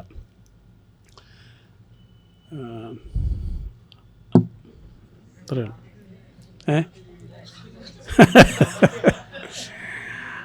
അത് അവനൊന്നും തന്നെ തീരുമാനിക്കേണ്ട കാര്യമാണ്, അത്രയേ ഉള്ളൂ. എൻ്റെ പേര് ഉല്ലാസൻ എന്നാണ്. പിന്നെ നമ്മൾ ഇവിടെ വന്ന സമയത്ത് വളരെയധികം അക്ഷമരായിട്ട് ഇങ്ങനെ ഇരിക്കുകയായിരുന്നു. സാറിൻ്റെ ഈ പ്രഭാഷണത്തിന് ശേഷം വളരെ എന്താ പറയുക, ഊർജ്ജസ്വലതയോട് കൂടിയിട്ട് ഇപ്പം 17ലേക്ക് എത്തി എന്നാണ് ഞാൻ മനസ്സിലാക്കുന്നത്. ഇപ്പം സാറ് വളരെ കൃത്യമായിട്ട് സ്റ്റെപ്പ് വെച്ചിട്ടാണ് നമ്മളുടെ ഈ യൗവനത്തിലും അല്ല ഈ വാർദ്ധക്യത്തിലും ആരോഗ്യം എങ്ങനെ നിലനിർത്താനുള്ള ക്ലാസ് നമുക്ക് എടുത്തു തന്നിട്ടുള്ളത്. പക്ഷേ എനിക്ക് ഉള്ള ചെറിയ ഒരു സംശയം, നമ്മളെല്ലാവരും ഈ സാറ് പറഞ്ഞ പോലുള്ള കാര്യങ്ങളല്ല ചെയ്യുന്നത്. നമ്മൾ ഡൈ ചെയ്യുക, താടി ഇതൊക്കെ ചെയ്യിച്ചിട്ട് ഡൈ ചെയ്തിട്ടാണ് നമ്മളെല്ലാവരും ആരോഗ്യം നിലനിർത്തുന്നത്. ഈ ഡൈ ചെയ്യുന്നത് കൊണ്ട് നമുക്ക് എന്തെങ്കിലും ദോഷമുണ്ടോ എന്നുള്ളൊരു ചോദ്യം. അത് ഒന്ന്. രണ്ടാമത് ഒരു കാര്യം സാർ ഇപ്പോൾ പറഞ്ഞു, ജനറ്റിക് ആയിട്ടുള്ള അസുഖങ്ങൾ. ഇപ്പം നേരത്തെ സാറിൻ്റെ അടുത്ത് ആരോ പറഞ്ഞു, പിന്നെ ഹോളിവുഡ് നടിയോ ആരോട്ടെ, അവർ ജനറ്റിക് ആയിട്ടുള്ള അസുഖത്തിന് പിന്നെ ബ്രസ്റ്റ് റിമൂവ് ചെയ്തുകൊണ്ട് അത് വരാതിരിക്കുമോ? ആ ഒരു സംശയം കൂടി ഉണ്ട്. പിന്നെ ഒരു കാര്യം കൂടെ ഞാൻ വിട്ടിട്ടുണ്ട്. ഈ ടെൻഷൻ വന്ന സാറിങ്ങനെ സൂചിപ്പിച്ചു, ടെൻഷൻ വന്നു കഴിഞ്ഞാൽ നമുക്ക് ഉറക്കം നഷ്ടപ്പെടും. അങ്ങനെയാണെങ്കിൽ ട്രംപ് എങ്ങനെയാണ് ഉറങ്ങുന്നത് എന്നുള്ളൊരു സംശയം. അയാൾക്ക് ടെൻഷനൊന്നും ഇല്ലാത്ത മനുഷ്യനാണോ? അയാൾ വളരെ എല്ലാ ദിവസവും വളരെ എനർജറ്റിക് ആയിട്ടാണ് അയാൾ ഇങ്ങനെ നടന്നിട്ടും അയാളെ കാര്യങ്ങളൊക്കെ ചെയ്യുന്നത്. ഈ ഒരു 3 കാര്യങ്ങൾ ഒന്ന് സാറ് വളരെ ലളിതവൽക്കരിച്ചുകൊണ്ട് ഉത്തരം തന്നാൽ വളരെ നന്നായിരുന്നു. Thank you sir. ആദ്യമേ ട്രംപിൻ്റെ കാര്യം പറയാം. അദ്ദേഹത്തിനൊരു സൈക്കാട്രിസ്റ്റിൻ്റെ ആവശ്യമുണ്ടെന്നാണ് എനിക്ക് തോന്നുന്നത്. അപ്പോൾ അങ്ങനെ ഒരാൾക്ക് സ്ലീപ്പൊന്നും ഒരു പ്രശ്നമല്ല, ഉറങ്ങാതിരിക്കുക എന്ത് ചെയ്താലും നമുക്ക് അതല്ല പ്രശ്നം. അങ്ങനെ പറയുന്നതും ചെയ്യുന്നതായ കാര്യങ്ങളാണ് പ്രശ്നം. അതവിടെ ഇരിക്കട്ടെ. വേറെ എന്താ ഒരു അതെ എന്താ ഡൈ. ഇവിടെ ഞാൻ വന്ന ഉടനെ ഞാൻ സുധാകര മാഷോട് പറഞ്ഞു, ഇങ്ങനെ ഈ ജീവിത സായാഹ്നത്തിലും എന്നുള്ളത് മാത്രം പറഞ്ഞാൽ പോരല്ലോ. അപ്പോൾ ജീവിത സായാഹ്നത്തിലെത്താത്ത പലരെയും ഇവിടെ ഉണ്ട്. അപ്പം മാഷ് പറഞ്ഞു അതൊക്കെ ഒരു ചെപ്പിടി വിദ്യയാണ് എന്ന് പറഞ്ഞു. അപ്പോൾ ഇദ്ദേഹത്തെ കണ്ടിട്ടാണോ അത് പറഞ്ഞത് എനിക്കറിയില്ല. ഏതായാലും ഞാനും ഹെയർ ഡൈ ഉപയോഗിച്ചിരുന്ന ആളാണ്. പക്ഷെ അതിപ്പോൾ ഉപയോഗിക്കേണ്ട എന്നുള്ളതാണ് എൻ്റെ ഒരു അഭിപ്രായം. എന്നുവെച്ചാൽ എൻ്റെ അഭിപ്രായമല്ല, അതിൻ്റേതായ ഭവിഷ്യത്തുകളുണ്ട്. ചില ക്യാൻസറുകളൊക്കെ വരാൻ സാധ്യതയുണ്ടെന്നുള്ള പഠനങ്ങളുണ്ട് ഇപ്പോൾ. അപ്പോൾ കഴിയുമെങ്കിൽ അത് ഒഴിവാക്കുക, അത്രയേ ഉള്ളൂ. അതിന് ഇപ്പോൾ അതൊരു നരയ്ക്കുന്നൊരു ഡിസ്റ്റിങ്വിഷ് ലുക്കല്ലേ വരുന്നത് നമുക്ക്, അങ്ങനെ വിചാരിച്ചാൽ മതി. എൻ്റെ പേര് വനജ. ഇപ്പോൾ ജീവിത സായാഹ്നത്തിൻ്റെ കാര്യം തന്നെയാണ്. ഇപ്പോൾ ഞാനൊരു ദിവസം കുറേ എക്സ്പയറി ഡേറ്റ് കഴിഞ്ഞ കുറേ ഗുളികകൾ ഒരു ഗ്ലാസ്സിലിട്ടിട്ട് വെള്ളം ഒഴിച്ച് വെച്ചു. ഒരു 4-5 ദിവസം കഴിഞ്ഞപ്പോൾ അതൊരു പൾപ്പ് പോലെ ഇങ്ങനെ വന്നു. അപ്പോൾ നമ്മൾ ഈ പ്രായമാകുമ്പോൾ പലതരം അസുഖങ്ങൾക്ക് ഗുളിക കുടിക്കുമല്ലോ. അപ്പോൾ സ്ഥിരം കുറേ ഗുളികകൾ കുടിക്കുമ്പോൾ ഇതിങ്ങനെ കുടലിൽ ചെന്നിട്ട് ഇതുപോലെ ഇങ്ങനെ ഒരു ഒട്ടി പിടിക്കും, ഒരു പ്രശ്നം ഉണ്ടാവുമോ എന്നൊരു തോന്നൽ, ആ ഒരു സംശയമാണ്. ഒന്നാമത് നമ്മൾ കഴിക്കുന്ന എക്സ്പയറി ഡേറ്റ് കഴിയാത്ത മരുന്നുകളായിരിക്കണം, അതൊന്ന്. പിന്നെ ഇത് കഴിക്കുന്നത് നമ്മുടെ സാധാരണ ബാക്കി സംഗതികളെല്ലാം ചെയ്യുന്ന മാതിരി ദഹന പ്രക്രിയയെ കൂടി അത് അബ്സോർബ് ചെയ്ത് പൊക്കോളും. അത് പേസ്റ്റായിട്ടോ പൗഡറായിട്ടൊന്നും അവിടെ കിടക്കില്ല, അത് അബ്സോർബ് ചെയ്ത് പൊക്കോളും. അതിനെപ്പറ്റി പറയണ്ട. അപ്പം എൻ്റെ ചോദ്യം, ഈ നമ്മളൊരു ലേഖനത്തിൽ വായിച്ചതാണ്, കേരളത്തിൽ മിക്കവാറും ആളുകൾക്ക് ഗ്രേഡ് 1 ഫാറ്റി ലിവർ ഉണ്ട് എന്ന് പറയുന്നുണ്ട്. ഈ ഫാറ്റി ലിവർ നമ്മൾ ഗ്രേഡ് 1 അല്ല എന്ന് കരുതി അവഗണിക്കുന്നതായിട്ട് കേട്ടിട്ടുണ്ട്. അപ്പോൾ ഇത് ഈ ഗ്രേഡ് 1 ഫാറ്റി ലിവർ വന്നു കഴിഞ്ഞാൽ നമ്മൾ അതിന് ജീവിതശൈലിയിൽ മാറ്റം വരുത്തുകയോ അല്ലെങ്കിൽ മറ്റു മെഡിസിൻസ് അങ്ങനെ അതിനുണ്ടോ? ഒരു ചോദ്യം. അതിനെ തുടർന്ന് തന്നെ മറ്റൊരു ചോദ്യം, ഈ ഗ്രേഡ് 1 ഫാറ്റി ലിവറിനെ നമ്മൾ അവഗണിച്ചാൽ പിന്നീട് വരുന്നതാണോ ലിവർ സിറോസിസ്? അല്ലെങ്കിൽ ലിവർ സിറോസിസ് വരാൻ നമ്മൾ ഫാറ്റി ലിവറിന് ചികിത്സിച്ചിട്ടില്ല, അതിങ്ങനെ പ്രൊമോഷനായിട്ട് പോയിട്ട് കിട്ടുന്നതാണോ ഈ ലിവർ സിറോസിസ്? അല്ലെങ്കിൽ നമ്മൾ ഫാറ്റി ലിവറിന് ചികിത്സിച്ച് അല്ലെങ്കിൽ ജീവിതശൈലിയിൽ മാറ്റം വരുത്തിയത് അതിനെ നമ്മൾ ഒഴിവാക്കി കഴിഞ്ഞാൽ പിന്നെ സിറോസിസിലേക്ക് പോകാതിരിക്കാവുന്ന സാഹചര്യം ലിവർ അങ്ങനെ സംരക്ഷിച്ച് നിർത്തുന്നുണ്ടോ എന്നുള്ള ഒരു സംശയമാണ്. പിന്നെ അതോടൊപ്പം തന്നെ അതിന് വേണ്ടിയിട്ടുള്ള ഇപ്പോൾ ഭക്ഷണക്രമങ്ങൾ, അതിന് ചികിത്സ അതാണോ അല്ലെങ്കിൽ മെഡിസിൻ ഉണ്ടോ? മറ്റ് ലിവർ ഇതെല്ലാം മാറ്റിവെക്കൽ ശസ്ത്രക്രിയയൊക്കെ ഉണ്ട്. അതല്ലാത്ത രീതിയിലുള്ള ഈ ഏർലി സ്റ്റേജിൽ ഉള്ള മെഡിസിൻസ് അല്ലെങ്കിൽ അതിൻ്റെ ഫുഡാണോ അതിന് മെഡിസിൻസ് എന്നുള്ളതാണ് എൻ്റെ ഒരു ചോദ്യം. ഒരു അൾട്രാസൗണ്ട് ചെയ്യുന്ന സോണോളജിസ്റ്റ് എന്നോട് 2 കൊല്ലം മുമ്പ് പറയണ്ടായി. കേരളത്തിൽ അദ്ദേഹം വളരെ ബിസി ആയിട്ടുള്ളൊരു സോണോളജിസ്റ്റാണ്. പല ആൾക്കാർക്കും ഇതുമാതിരി അബ്ഡോമിനൽ അൾട്രാസൗണ്ട് ചെയ്യുന്നത്. അദ്ദേഹം പറഞ്ഞ് വെച്ചാൽ ഫാറ്റി ലിവർ ഇല്ലാത്ത ആൾക്കാരെ വളരെ വളരെ അപൂർവമായിട്ടേ കാണുന്നവർക്കെല്ലാം ഫാറ്റി ലിവർ ഉണ്ട്. ഇത് നമ്മുടെ ഡയറ്ററി ഹാബിറ്റ്സും നമ്മുടെ സെഡൻറ്ററി ലൈഫ് സ്റ്റൈലിൻ്റെയും ഒരു കൾമിനേഷനാണിത്. സ്റ്റേജ് 1 എന്ന് പറയുന്നത് വളരെ എളുപ്പം മാറ്റിയെടുക്കാവുന്ന ഒരിതാണ്. 2 കാര്യങ്ങൾ മാത്രമേ ശ്രദ്ധിക്കാനുള്ളൂ. ഒന്ന്, നമ്മുടെ ഡയറ്റിൻ്റെ മോഡിഫിക്കേഷൻ. ഹൈ കാർബോഹൈഡ്രേറ്റ് ഡയറ്റ് മാറ്റി high protein low carbohydrate diet ആക്കുക. രണ്ടാമത്, റെഗുലർ എക്സസൈസ് ചെയ്യുക. ഈ 2 കാര്യങ്ങൾ ചെയ്താൽ fatty liver is totally reversible. Late stage ആകുമ്പോഴേ അത് ഇറിവേഴ്സിബിൾ ആവുള്ളൂ. അതായത് ആ ഫാറ്റി ലിവർ if you allow it to progress without any intervention അങ്ങനെ പോവുകയാണെങ്കിൽ it can lead to cirrhosis of liver. One of the causes of cirrhosis of liver. Alcoholic cirrhosis അത് വേറെയാണ്. ഇത് ഈ ഫാറ്റി ലിവർ കാരണം വരുന്ന സ്റ്റിയറ്റോറിക് സിറോസിസ് അത് ട്രീറ്റ് ചെയ്തില്ലെങ്കിൽ വരുന്നൊരു കണ്ടീഷനാണ്. ഈ പ്രഭാഷണത്തിൻ്റെ ആദ്യ ഭാഗം കേൾക്കാൻ കഴിഞ്ഞിട്ടില്ല, ഞാൻ ലേറ്റായിട്ടാണ് വന്നത്. ബാക്കി കേട്ട ഭാഗം മുഴുവൻ വളരെ പ്രൊഡക്റ്റീവായിരുന്നു, വളരെ ഇൻഫോർമേറ്റീവായിരുന്നു. ഞാൻ I am not taking much time. സത്യത്തിൽ എനിക്ക് ടെക്നിക്കലായിട്ടൊന്നും അറിയേണ്ടതില്ല. ജസ്റ്റ് ഒരു കാര്യം പറയാൻ മാത്രമാണ് ഞാൻ ഇവിടെ നിൽക്കുന്നത്. ഒന്ന്, പ്രോസ്റ്റേറ്റ് ക്യാൻസർ. അപ്പോൾ ഞാൻ വിദേശത്താണ്. അപ്പോൾ അവിടെ ഒരു വലിയ പ്രസിദ്ധമായിട്ടുള്ളൊരു ഹോസ്പിറ്റൽ, അവിടുത്തെ ഒരു പിക്ക് ചെയ്തിട്ട് കുറച്ച് സൗകര്യമുള്ളയും അല്ലെങ്കിൽ അറിയപ്പെടുന്ന VIP-കളെ ഒരു 10-100 പേരെ അവർ സെലക്ട് ചെയ്തിട്ട് എല്ലാ ആഴ്ചയും ഒരു 20 പേരെ അവർ വിളിക്കും. എന്നിട്ട് ആ ഹോസ്പിറ്റൽ അവർക്ക് ലഞ്ചും ബാക്കി എല്ലാതും ഫ്രീ ആയിട്ടാണ്. അങ്ങനെ ഞാനും ഈ പാവപ്പെട്ട ഞാനും അതിൽ ഉൾപ്പെട്ടിരുന്നു. അങ്ങനെ ഞാൻ പോയ ശേഷം ഞാൻ ചോദിച്ചു, ഡോക്ടറോട് ചോദിച്ചു, അല്ല എന്താണ് ഇതിൻ്റെ ഇൻറ്റൻഷൻ? നിങ്ങൾ ഫ്രീ ആയിട്ട് വിളിക്കുന്നു, ഫ്രീ ആയിട്ട് ടെസ്റ്റ് ചെയ്ത് തരുന്നു, അപ്പോൾ ഇതിൻ്റെ ബെനിഫിറ്റ് എന്താണ് നിങ്ങൾക്ക്? അപ്പോൾ അവർ പറഞ്ഞത്, ഡോക്ടർ എന്നോട് പറഞ്ഞത്, ശരാശരി 10 പേരെ ഞങ്ങൾ വിളിക്കുകയാണെങ്കിൽ അവർ എബവ് 50 ആണ് വിളിക്കുന്നത്. 10 പേരെ വിളിക്കുകയാണെങ്കിൽ 8 പേരും ഡെഫിനറ്റ്ലി പ്രോസ്റ്റേറ്റ് ഉള്ളവരായിരിക്കും. 2 പേരെ രക്ഷപ്പെടുള്ളൂ. And you are the lucky one. നിങ്ങൾക്ക് 15 കൊല്ലം വരെ ഇനി എന്നെ കാണാൻ വരണ്ടെന്ന് പറഞ്ഞു. അപ്പോൾ ഞാൻ പറയുന്നത് എന്താണെന്ന് വെച്ചാൽ, എബവ് 50 ഡോക്ടർ പറയേണ്ടത് ഞാൻ പറഞ്ഞു എന്ന് മാത്രം. റിസ്ക് എടുക്കേണ്ട, ഒന്ന് ഇടയ്ക്ക് പോകുന്നത് നന്നായിരിക്കും ടെസ്റ്റ് ചെയ്യാനായിട്ടല്ലേ ഡോക്ടർ?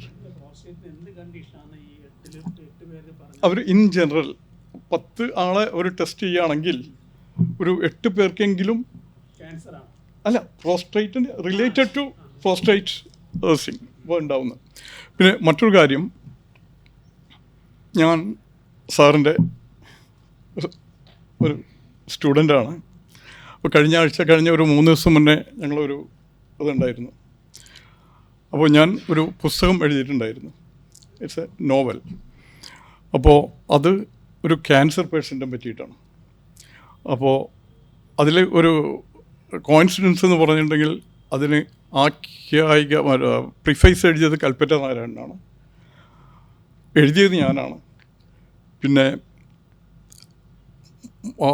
ആ സ്റ്റുഡൻറ്റും ആർട്ട് കോളേജിലെ വിദ്യാർത്ഥിയാണ്. അബ്ദുൽ ഹമീദ് എന്ന് പറയും. ഇവിടുത്തെ പ്രസിദ്ധനായ ഒരു ആർക്കിടെക്റ്റായിരുന്നു. 6 വർഷം ക്യാൻസറുമായിട്ട് പടപൊരുതി അവസാനം കീഴ്പ്പെട്ടു. ഈ പാസ്റ്റ് അവേ. അപ്പോൾ എങ്ങനെ ഈ 6 വർഷം അദ്ദേഹം ഈ ക്യാൻസറിനെ എൻകൗണ്ടർ ചെയ്തു എന്നുള്ളത് വളരെ രസകരമായിട്ട് അദ്ദേഹം ഫേസ്ബുക്കിൽ കുറിച്ചിരുന്നു. ആ ഫേസ്ബുക്കിൻ്റെ കമ്പൈൽ ചെയ്തിട്ട് ഞാനതൊരു നോവൽ രൂപത്തിലാക്കിയിട്ട് എഴുതിയതാണ്. അപ്പോൾ സത്യം പറഞ്ഞിട്ടുണ്ടെങ്കിൽ അത് എത്ര മനോഹരമായാണ് അദ്ദേഹം ആ ക്യാൻസറിനെ സ്വീകരിക്കുന്നത്. അതൊരു മരണത്തെ പുൽകുകയാണ് അദ്ദേഹം. മരണത്തെപ്പറ്റി വളരെ അപ്പോൾ അതിൻ്റെ ക്യാപ്ഷൻ തന്നെ അസ്തമയ ശോഭ കൊണ്ടൊരു വാസ്തുശില്പം എന്നാണ്. ഇയാളൊരു വാസ്തുശില്പിയാണ്. അപ്പോൾ സൗകര്യം കിട്ടുകയാണെങ്കിൽ നിങ്ങളത് വായിക്കുകയാണെങ്കിൽ നമ്മൾക്ക് അത് വളരെ ഉപകാരപ്രദമായിരിക്കും.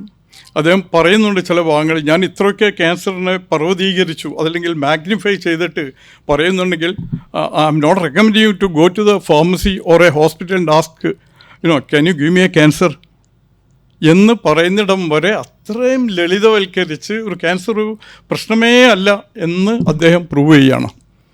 Thank you very much. അസ്തമയ ശോഭ കൊണ്ടൊരു വാസ്തുശില്പം. എൻ്റെ പേരോ ഹബീബ്, എന്നോട് നീ ചോദിക്കണം. സുധാകരൻ സാർ, അയാൾ എന്താ പറയണത്? എൻ്റെ ബാച്ച്മേറ്റാണ് ഹബീബ്. എൻ്റെ പേര് Ashraf Kanampully. Hameed, Abdul Hameed is an architect. ഇവിടുത്തെ ഏറ്റവും പ്രൊമിനൻ്റ് ആയിട്ടുള്ള one of the top architects.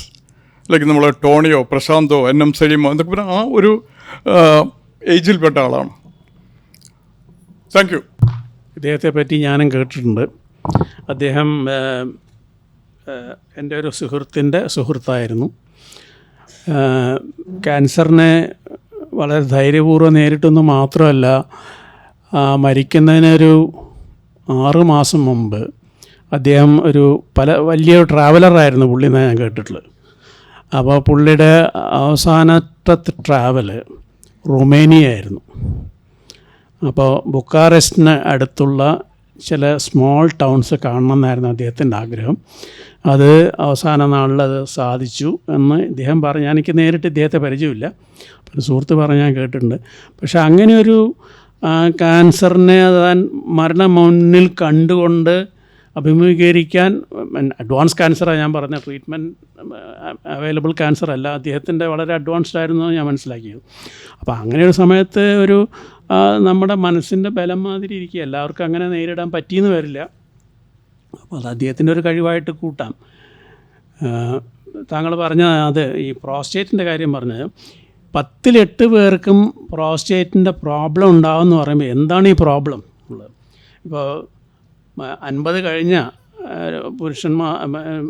ആർക്കും പ്രോസ്റ്റേറ്റിൻ്റെ പ്രശ്നങ്ങളുണ്ടാവാം. അത് ക്യാൻസർ അല്ല ഞാൻ പറഞ്ഞത്, benign hypertrophy of the prostate എന്നൊരു കണ്ടീഷനുണ്ട്. അതായത് പ്രോസ്റ്റേറ്റ് ഗ്രന്ഥിയുടെ വീക്കം, അത് കാരണം ഉണ്ടാകുന്ന സിംറ്റംസ്, അത് ക്യാൻസർ അല്ല, അത് ബിനൈനാണത്. ബിനൈൻ ഹൈപ്പർട്രോഫി എന്നാണ് പറയുക. അതിൻ്റെ സിംറ്റംസായിട്ട് വരിക പ്രധാനമായിട്ടും ഈ ഫ്രീക്വൻറ്റ് യൂറിനേഷൻ അറ്റ് നൈറ്റ്. അതിന് പല സിംറ്റംസും ഉണ്ട്, ഹെസിറ്റൻസി ഉണ്ട്, പിന്നെ പല ഇതുമുണ്ട്. അപ്പോൾ അങ്ങനെ ഒരു ഇത് വരും. അതിപ്പോൾ കണ്ടുപിടിക്കുക എന്നുള്ളത് വളരെ എളുപ്പമുള്ള കാര്യമാണ്. സിംറ്റംസ് ഉള്ളവർ ഡോക്ടറെ അടുത്ത് പോയാൽ ഒരു റെക്ട് എക്സാമിനേഷനിൽ ചെയ്താൽ മനസ്സിലാക്കാവുന്നതേ ഉള്ളൂ. അതിനിപ്പോൾ ഇങ്ങനെ ഡിന്നറ് കൊടുത്ത് അല്ലെങ്കിൽ ലഞ്ച് കൊടുത്ത് വിളിച്ച് വരുത്തേണ്ട ആവശ്യമില്ല. ശരിയാണ്, നല്ലൊരു ഇൻസിഡൻസ് ഉണ്ട്. ഒരു പ്രായം 60 കഴിഞ്ഞാലോ അല്ലെങ്കിൽ 65 വയസ്സ് കഴിഞ്ഞാലോ പലരിലും ഈ പ്രോസ്റ്റേറ്റിൻ്റെ പ്രശ്നം ഉണ്ടാവാറുണ്ട്. അത് സംശയമില്ലാത്ത കാര്യം. ഏതായാലും ഇത്രയും അധികം ഒരു ഡിസ്കഷൻ ജനറേറ്റ് ചെയ്തതിൽ എനിക്ക് വലിയ ചാരിതാർത്ഥ്യമുണ്ട്. കാരണം ഈ ടോക്ക് ഞാൻ ചെയ്ത ടോക്ക് അതിനൊരു ഫലം കണ്ടു എന്നൊരു തോന്നൽ എനിക്ക്. Thank you. നിങ്ങളാരും ചോദിച്ചില്ല, അതുകൊണ്ട് നിങ്ങൾ ആരെങ്കിലും ചോദിക്കുമോ എന്ന് ഞാൻ വിചാരിച്ചു. 2 സിനിമയെ പറ്റി പറഞ്ഞില്ലേ, സൈലൻ്റ് ആലിസ് അല്ല, സ്റ്റിൽ ആലിസ്, പിന്നെ അത് കാണണം എന്ന് പറഞ്ഞു. എന്നെപ്പോലുള്ള ആൾക്കാർ അത് കണ്ടു കഴിഞ്ഞാൽ ഡിപ്രഷനിലേക്ക് പോകുമോ എന്നുള്ള എനിക്കൊരു സംശയമുണ്ട്. വേറെ ഒന്നുമല്ല, വല്ലാതെ നമ്മളെ മനസ്സിന് അതിനൊരു കഥാർട്ടിക് ഇഫക്റ്റ് ഉണ്ടാവുമോ എന്ന് എനിക്കറിയില്ല. പക്ഷെ അത് നമ്മളെ വല്ലാതെ ബാധിക്കുമോ എന്നുള്ളതാണ് ഒന്ന്. പിന്നെ അൽഷൈമേഴ്സ് വരുമോ എന്ന് നമുക്ക് ഭൂരിഭാഗം ആൾക്കാർക്കും ഒരു ചെറിയ പേടിയില്ലാതില്ല എന്നെനിക്ക് നല്ല ബോധ്യമുണ്ട്, നിങ്ങളില്ല എന്ന് പറഞ്ഞാലും. അപ്പോൾ അങ്ങനെയുള്ളവർക്ക് അത് കാണുമ്പോൾ കൂടുതൽ, ആദ്യം തന്നെ മുഖവുരയിൽ പറഞ്ഞിരുന്നു അതൊരു വല്ലാത്ത ദുരന്തമാണെന്ന് പറഞ്ഞിരുന്നു അൽഷൈമേഴ്സ്. അപ്പോൾ അതിനെക്കുറിച്ചുള്ള പേടി നമ്മൾ കൂടുതൽ ജനറേറ്റ് ചെയ്താൽ അതിനൊരു അഡ്വേഴ്സ് ഇഫക്റ്റ് നമ്മളിൽ ഉണ്ടാവുമോ എനിക്കൊരു പേടി. പറഞ്ഞില്ല. എൻ്റെ അനിയത്തിയാണ് പത്മിനി. ശരിയാണ്, ഇത് ഈ സിനിമ കണ്ടാൽ ആർക്കും വലിയ സന്തോഷമല്ല തോന്നുക, ഒരു ഡിപ്രഷനാണ് തോന്നുന്നത്. ശരിയാണ്. പക്ഷേ ദാറ്റ് ഈസ് ലൈഫ്. അതിപ്പോൾ നമ്മൾ ഏറ്റെടുത്തേ പറ്റൂ. ഞാനിപ്പോൾ ഒരു 10-12 കൊല്ലം മുമ്പാണ് പോളണ്ടിൽ പോയപ്പോൾ നാസി കോൺസെൻട്രേഷൻ ക്യാമ്പ് കേട്ടിട്ടുണ്ടാവും നിങ്ങൾ. ഓഷ്വിറ്റ്സ് ബെർക്കനോ എന്ന് പറഞ്ഞാൽ വളരെ 1.25 കോടി ജൂതന്മാരെ കൊന്നൊടുക്കിയ സ്ഥലമാണത്. അതിപ്പോഴും അവിടെ ഉണ്ട്. അപ്പോൾ അത് കാണണം എന്ന് പറഞ്ഞ് ഞാനും വൈഫും കൂടി പോയിരുന്നു. അപ്പോൾ അത് കുറേ കാലമായിട്ട് കാണണമെന്ന് വിചാരിച്ചില്ല. കാരണം മനുഷ്യൻ എത്രമാത്രം സ്വന്തം സമൂഹത്തോട് ഇത്രയും ക്രൂരത കാണിക്കാൻ പറ്റും എന്നുള്ളതൊരു അതിശയമായിരുന്നു. ഇപ്പോഴതിനേക്കാൾ അതിശയമാണ് അതേ സമൂഹം വേറെ സമുദായത്തിൻ്റെ മുകളിൽ കാണിക്കുന്ന ജെനോസൈഡ്. അതിലും വലിയ അതിശയമാണ് എനിക്ക്. അപ്പോൾ ഈ കാണാൻ പോയിട്ട് അവിടെ കണ്ട കാഴ്ച, ഈ ഒരു റെയിൽവേ ലൈനാണ് പോകുന്നത് അതിനകത്തേക്ക്. ഈ റെയിൽവേ ലൈനിൽ എല്ലാ ദിവസവും രാവിലെ ഒരു ട്രെയിൻ യൂറോപ്പിൻ്റെ പല ഭാഗത്തു നിന്നും ജൂതന്മാരെ കയറ്റി വരുന്ന ട്രെയിൻ അവിടെ വന്ന് നിൽക്കും. അതിലൊരു കാരേജ് ഇപ്പോഴും അവിടെ തന്നെ ഉണ്ട് അതിൻ്റെ മുകളിൽ. ആ ക്യാമ്പിൻ്റെ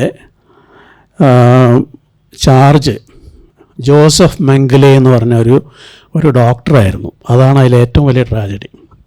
ജീവൻ സംരക്ഷിക്കേണ്ട ഒരു ഡോക്ടറാണ് ഈ 1.25 കോടി ജൂതന്മാരുടെ ജീവൻ എടുക്കുന്നതിന് നേതൃത്വം കൊടുത്തത്. അപ്പോൾ അത് കണ്ടിട്ട് വളരെ 2 ദിവസത്തിനത് വളരെ മനസ്സിനെ അജിറ്റേറ്റ് ചെയ്തിരുന്നു തന്നെ. കാരണം ഇത്രയും ക്രൂവൽറ്റി അത് അവിടെ പോയി കണ്ടാലേ മനസ്സിലാവുള്ളൂ നമുക്ക്. പക്ഷേ എന്ന് വെച്ചിട്ട് അത് കാണാതിരിക്കാൻ പറ്റുമോ? കാരണം അത് നമ്മൾ ഇങ്ങനൊരു സംഭവം ലോകത്ത് നടന്നിട്ടുണ്ട് എന്നുള്ളതിന് നമ്മൾ സാക്ഷ്യം ആയി പോയതാണ് അവിടെ. അപ്പോൾ എന്ന് വെച്ചിട്ട് എല്ലാം നമുക്ക് മാറ്റാൻ പറ്റില്ലല്ലോ. അപ്പോൾ ഇത് പക്ഷേ ഈ സിനിമ ഞാൻ പറഞ്ഞത് ഇതിൻ്റെ എന്താ പറയുക, ദുരന്തമായിട്ടുള്ള ആ മുഖം കാണാൻ മാത്രമല്ല അഭിനയത്തിൻ്റെ മികവും കൂടി കാണാനുള്ള ഒരു ഇതാണ്. അത്രയും ഗംഭീരമായിട്ടുള്ള 2 മൂവീസാണ്. പറ്റുമെങ്കിൽ കാണാൻ നോക്കും. ഞാൻ ചോദ്യം ചോദിക്കാനല്ല, നന്ദി പ്രകടനത്തിനാണ് വന്നത്. ഇത്രയും നല്ലൊരു പ്രഭാഷണം ഞങ്ങൾക്ക് തന്ന ഈ ഡോക്ടർക്ക് പ്രത്യേകം നന്ദി പറയുന്നു. സെറീന ട്രസ്റ്റിൻ്റെ പേരിൽ പ്രത്യേകിച്ച്. പിന്നെ ഇങ്ങനത്തെ ഒരു ട്രസ്റ്റ് ഉണ്ടാക്കിയോണ്ടാണ് ഇങ്ങനെ നമ്മളൊന്ന് കൂടുന്നതും. അതിന് സുധാരൻ മാഷ് പ്രത്യേകിച്ച് ഇത്രയും നന്നാക്കിയിട്ട് കൊണ്ടുപോകാൻ പരിശ്രമിച്ചിട്ടുള്ള ഈ എക്സിക്യൂട്ടീവ് മെമ്പേഴ്സിന് പ്രഭാകരൻ, അജീത്, നൂറുദ്ദീൻ, ആജിയാർ, ഗംഗാരം മാഷ്, സ്വർണ്ണകുമാരി ടീച്ചർ, പിന്നെ പത്മിനി, സരോജിനി സഹോദരിമാർ ഒക്കെ ഇതിൻ്റെ നല്ല കോൺട്രിബ്യൂഷനാണ് നിങ്ങളൊക്കെ. ഞങ്ങളൊക്കെ കാണുക, ഇരിക്കുക, വല്ലതും എന്തെങ്കിലും വർത്തമാനം പറഞ്ഞ് ഇങ്ങനെ പോവുക എന്നല്ലാണ്ട് വേറെ കോൺട്രിബ്യൂഷനൊന്നുമില്ല. ഇവിടെ ഈ സദസ്സിലുള്ള എല്ലാവർക്കും ഈ സെറീന ട്രസ്റ്റിൻ്റെ പേരിൽ നന്ദി പ്രകാശിക്കുന്നു.